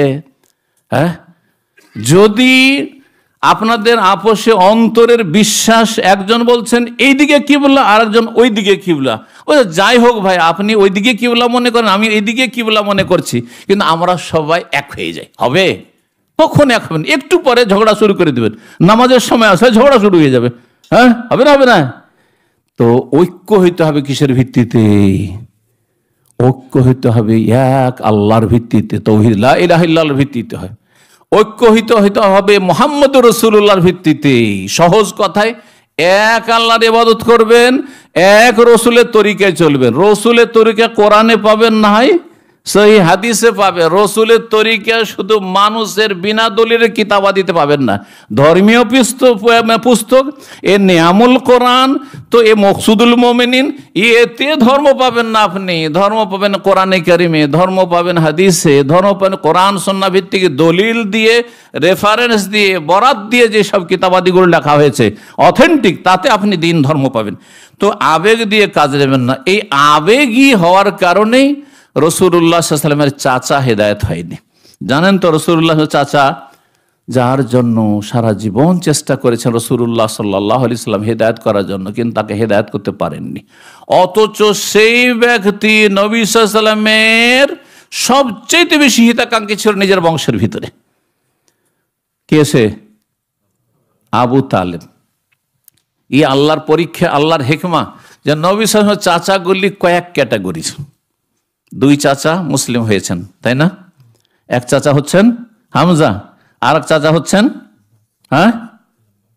আব্বাস। কিন্তু হামজা প্রথম দিকেই ইসলাম গ্রহণ করেছেন, বীর যোদ্ধা, জি, সৈয়দুশ শুহাদা, জি, পক্ষান্তর রাদিয়াল্লাহু তাআলা ওয়ারদা। আব্বাস রাদিয়াল্লাহু তাআলা ইসলাম গ্রহণ করেছেন, কিন্তু একটু গোঁড়ামি করে করে একটু লেট করেছেন, বিলম্ব। আর ধন সম্পদ ছিল, ব্যবসা বাণিজ্য একটু দেরি হয়েছে, কারণ ওগুলো ওইগুলোর একটা স্বার্থ ছিল কাফেরদের সাথে, দেরি হয়েছে, কিন্তু মেনে নিয়েছেন। আবু তালেব, তার আগে আবু লাহাবের কথা বলি। আবু লাহাব চাচা, আমার দেশের মানুষরা বলে আবু জাহাল চাচা। আবু জাহাল নিজের চাচা না, দূরের আত্মীয় হইতে পারে, কিন্তু আবু লাহাব নবী সাল্লাল্লাহু আলাইহি ওয়াসাল্লামের চাচা। জি, তাব্বাত ইয়াদা আবি লাহাব। আবু লাহাব এমন কাফের যে রাসূলুল্লাহ সাল্লাল্লাহু আলাইহি ওয়াসাল্লাম মক্কার সবচেয়ে বড় কট্টর শত্রু ছিল। মক্কার কোন কাফের নাম ধরে আল্লাহ আয়াত নাযিল করেননি, একমাত্র এই চাচা আবু লাহাব। কত খারাপ মানুষ ছিল তাহলে! কারণ নিজের আত্মীয়, নিকট আত্মীয় যদি কষ্ট দেয় তাহলে তাতে বেশি কষ্ট হয়। পর লোক কষ্ট দিলে অত কষ্ট হয় না, বোঝা গেছে না? এই যে একজন মুসলিমকে যদি কোনো কাফের মারে অত কষ্ট লাগে না, কিন্তু মুসলিমকে খুন করে, মুসলিমের জুলুম অত্যাচার করে, তখন বড়ই কষ্ট লাগে না? আর সেও যদি আপনার নিকট আত্মীয় হয়, আপনার বংশের হয়, আপনার রক্তের হয়। তো এই কট্টর দুশ্মন ছিল এই আবু লাহাব। পক্ষান্তরে আবু তালেব কাফের হইল, কোনোদিন নবী সাল্লাল্লাহু আলাইহি ওয়াসাল্লামের সাথে দুশ্মনী করেনি, বরং কাফেরদের সাথে দুশ্মনী করেছে এই ভাতিজাকে রক্ষা করার জন্য, ভাতিজার সেফটির জন্য, ভাতিজার সার্বিক নিরাপত্তার জন্য। অতদিন পর্যন্ত নবী সাল্লাল্লাহু আলাইহি ওয়াসাল্লামের গায়ে কেউ হাত দিতে পারেনি, যতদিন পর্যন্ত আবু তালেব বেঁচে ছিলেন। কিন্তু ইসলাম যখন কবুলের কথা বলা হয়, তো বাবা এইটা পারছি না। রোগ ছিল, সত্য গ্রহণে বাধা ছিল একাধিক। তার মধ্যে একটি হচ্ছে আবেগী ধর্ম পালন করা, আর একটি হচ্ছে কি, সেটা হচ্ছে অন্ধভক্তি। বললাম না একটা কারণ, অন্ধভক্তি, অতিভক্তি, বংশের বাপদাদার অতিভক্তি, তারপরে গোঁড়ামি। বাপদাদার তরিকা ছেড়ে যাও না, বাপদাদা যেদিকে আছে সেদিকে থাকবো। বাবা, তোমার নতুন কথা আমি শুনতে পারছি, তোমাকে ভালোবাসি, তোমার কথাগুলিও ভালো লাগছে, কিন্তু তোমার কথা রাখতে পারছি না। জি, তো এই মর্মে আবু তালেব যদি বিবেক দিয়ে কাজ নিত, যে আমার ভাতিজা কি বলছে একটু ভালো করে বুঝি, আর আমি এই আবেগী হব যে আমার বাপ, আমার আব্দুল মুত্তালিব, তার বাবা হাশেম, আব্দে মনাফ, তারা যেই পথের প্রতি কিছু 360টা মূর্তির পূজা করেছে, সেজন্য আমাকে করতে হবে না। দুনিয়ার ক্ষেত্রে তেমনটা করেন না, কেউ করেন না। দুনিয়ার ক্ষেত্রে আপনাদের অনেকের বাবা কৃষি কাজ করেছে, চাষি ছিল না? অনেকের বাবারা একেবারে গ্রামের গরিব মানুষ ছিল, অথবা সাধারণ একজন দেশেই থেকেছে, বিদেশের মুখ দেখেনি, তারপরে দুনিয়া করার জন্য এত দূরে কেন চলে এসছেন? এইটা আবার ভালো বুঝেছেন। কিন্তু যখন ধর্মের কথা বলা হচ্ছে না, বাপদাদা ধর্ম ছাড়বো না, আমার বাপদাদা যেটা করেছে ওই তরিকেরই থাকবো, ওই মশলা কি থাকবো, এটা করলে হবে? ওই ক্ষেত্রে আরো বেশি বোঝার চেষ্টা করতে হবে। তো এই আবু তালেব এই গোঁড়ামিও করেছিল, আর আবেগ দিয়ে কাজ নিয়েছিল, বিবেক দিয়ে কাজ নেয়নি। তার ঘটনাটি সংক্ষেপে শোনাই, যদিও সময় শেষ হতে যাচ্ছে। রাসূলুল্লাহ সাল্লাল্লাহু আলাইহি ওয়াসাল্লাম আবু তালেবের ইন্তেকালের দিন সারা জীবন হেদায়েত করতে থাকলেন, কিন্তু হেদায়েত তো হইল না। শেষ চেষ্টা করার জন্য গেলেন শেষ ইন্তেকালের সময়, মজলিসে গিয়ে বসলেন। আগে থেকে দেখছেন আবু জাহাল আগেই অ্যালার্ট হয়ে বসে আছে প্রস্তুত, যাতে করে মুহাম্মদ সাল্লাল্লাহু আলাইহি ওয়াসাল্লাম চাচাকে আবার তার ধর্মে না নিয়ে চলে যেতে পারে। মরার আগেখানে গিয়ে বসে আছে হাজির আবু জাহাল। জি, আরো বড় বড় নেতারা সব কয়েকজন বসে আছে। গিয়ে বললেন আবু তালেব, ইয়া আম্মে, হে সম্মানিত চাচা, কুল লা ইলাহা ইল্লাল্লাহ, শুধু লা ইলাহা ইল্লাল্লাহ বলেন, আল্লাহ ছাড়া কোনো সত্য মাবুদ নেই। আজকালকার আমাদের দেশীয় যদি জিকির উনি বুঝতেন, তো জিকির পড়তে অসুবিধা কি? বাপদাদার ধর্ম, মাজার পূজাও ঠিক থাকলো, মূর্তি পূজাও ঠিক থাকলো, লা ইলাহা ইল্লাল্লাহ জিকিরও জপে নিলাম। এই হচ্ছে আমাদের দেশীয় ধর্ম, ঠিক না? জিকিরও করছেন, আবার শিরিকও করছেন, লা ইলাহা ইল্লাল্লাহ খুব পড়ছেন, আর শিরিকও করছেন না। তাদের মাতৃভাষা আরবি ছিল। আবু তালেব ভালো করে বুঝতে পারছিলেন যে লা ইলাহা ইল্লাল্লাহ বলা মানে নিজের হাতে মূর্তিগুলিকে খান খান করে টুকরো করে দেওয়া, ছিন্ন ভিন্ন করে দেওয়া, বাতিল বলে ঘোষণা করা। তাই তিনি বললেন, নবী সাল্লাল্লাহু আলাইহি ওয়াসাল্লাম যখন বলেন লা ইলাহা ইল্লাল্লাহ বলেন, চাচা কালিমাতান আশহাদু লাকা বা ওয়াহাজ্জু লাকা বিহা ইনদাল্লাহ, আল্লাহর কাছে গিয়ে আমি আপনার পক্ষ থেকে বাদ অনুবাদ করব, আল্লাহর সামনে হুজ্জত পেশ করব, দলিল পেশ করব, আমার চাচা মুসলমান হয়েছে, আমার চাচা কালিমা পড়েছে। তো রাসূলুল্লাহ বারবার বলতে থাকলেন, আর ওইদিকে আবু জাহাল বলছে, আতারগাবু আন মিল্লাতি আব্দুল মুত্তালিব, তোমার বাবার তরিকা ছেড়ে দিবে তুমি? তোমার বাবা এত প্রভাবশালী মানুষ ছিল, কাবার মোতাওয়াল্লি ছিল, তার তরিকা বাদ দিবে তুমি? এটা কেমন কথা হইল? আবেগে আঘাত করছে, নক করছে। রাসূলুল্লাহ সাল্লাল্লাহু আলাইহি ওয়াসাল্লাম বারবার করে কালমা পেশ করতে থাকলেন। ওয়ায়াউদান বিতিলকাল মাকালা, আর ওই দুই কাফের নেতা বসেছিল, আবু জাহল আর একজন তার সঙ্গী, তারা বারবার করে বিভ্রান্ত করতে আছে, তার আবেগে আঘাত করছে। হাত্তা কাল আবু তালেব আখের মা কাল্লাম, আবু তালেব শেষখানে বলে উঠল, হুয়া আল্লাহ মিল্লাতে আব্দুল মুত্তালিব, বাবারে তোমার কথা রাখতে পারছি না, আমি আমার বাবা আব্দুল মুত্তালিবের মিল্লতের তরিকার উপরই থাকবো। এই বলেই দুনিয়া থেকে চলে গেল। আবা ইয়াকুল লা ইলাহা ইল্লাল্লাহ, বলতে রাজি হলো না, জাহান্নামে চলে গেল। সবচেয়ে হালকা আযাব জাহান্নামে। এই আবু তালেবকে হবে কিসের জন্য? হালকা কেন হইল? জাহান্নাম মাফ হইল না, কারণ কাফেরকে কখন আল্লাহ জান্নাত দেবেন না। কাফের যে কুফরের অবস্থায়, মুশরিক যে শিরকি বড় শিরকের অবস্থায় মারা যাবে, কখনো আল্লাহ জান্নাত দেবেন না। কিন্তু আযাব হালকা হতে পারে তাদের কিছু ভালো যদি কিছু থাকে। তো এই আবু তালেবের ভালো দিক ছিল যে সারা জীবন রাসূলুল্লাহ সাল্লাল্লাহু আলাইহি সাল্লামের নিরাপত্তার জন্য সর্বাত্মক চেষ্টা করেছে। এজন্য সবচেয়ে হালকা আযাব জাহান্নামে তার হবে। সেই হালকা আযাব কি হবে জানাই আছে আপনাদের? কি? পায়ে একটা স্যান্ডেল দেওয়া হবে আগুনের, ইয়াগলি মিনহুমা দিমাগুহুম, তার মাথার মগজ টকবক করে ফুটতে থাকবে। আল্লাহু আকবার। এতে যদি এত কঠিন আযাব হয়, তাহলে যারা জাহান্নামে পুরোড়ে জ্বলবে তাদের কি অবস্থা হবে? আজারান আল্লাহ ইয়াকুম মিনান নার। আল্লাহ রাব্বুল আলামিন আমাদেরকে জাহান্নামের আযাব থেকে রক্ষা করেন। আমার আলোচনা শেষ করছি, আর শেষখানে আবার বলবো যে সত্য গ্রহণে যেন কোনো বাধা না দাঁড়ায়। আপনি সত্যকে জানুন, মানে কোরআন এবং হাদিস শিখুন, ইসলাম শিখুন, আর তারপরে সে অনুযায়ী আমল করার চেষ্টা করুন। কে আমল করছে, কে করছে না, আর এই পথে কে বাধা দিচ্ছে, আর কি হচ্ছে না হচ্ছে সেগুলো দেখবেন না। আল্লাহ রাব্বুল আলামিন যেন কোরআন সুন্নাহর পথে থাকার তৌফিক দান করেন, সত্যকে সাদরে গ্রহণ করার তৌফিক দান করেন, সিরাতে মুস্তাকিমের ও সরল পথে আল্লাহ যেন অবিচল রাখেন, এবং জাহান্নামের পথ থেকে, গুমরাহি থেকে, বাতিল থেকে, মিথ্যা থেকে আল্লাহ রাব্বুল আলামিন যেন বেঁচে থাকার তৌফিক দান করেন, আর শিরক বিদআত থেকে আল্লাহ রাব্বুল আলামিন আমাদেরকে মুক্ত থাকার তৌফিক দান করেন, জান্নাতুল ফিরদৌস দান করেন, জাহান্নামের আযাব থেকে রক্ষা করেন। যেসব ভাই বোনেরা বিশেষ করে আজকে হাজির হয়েছে তাদের জন্য দোয়া করি, আল্লাহ আপনাদেরকে দুনিয়া আখিরাতে সার্বিক কল্যাণ দান করেন।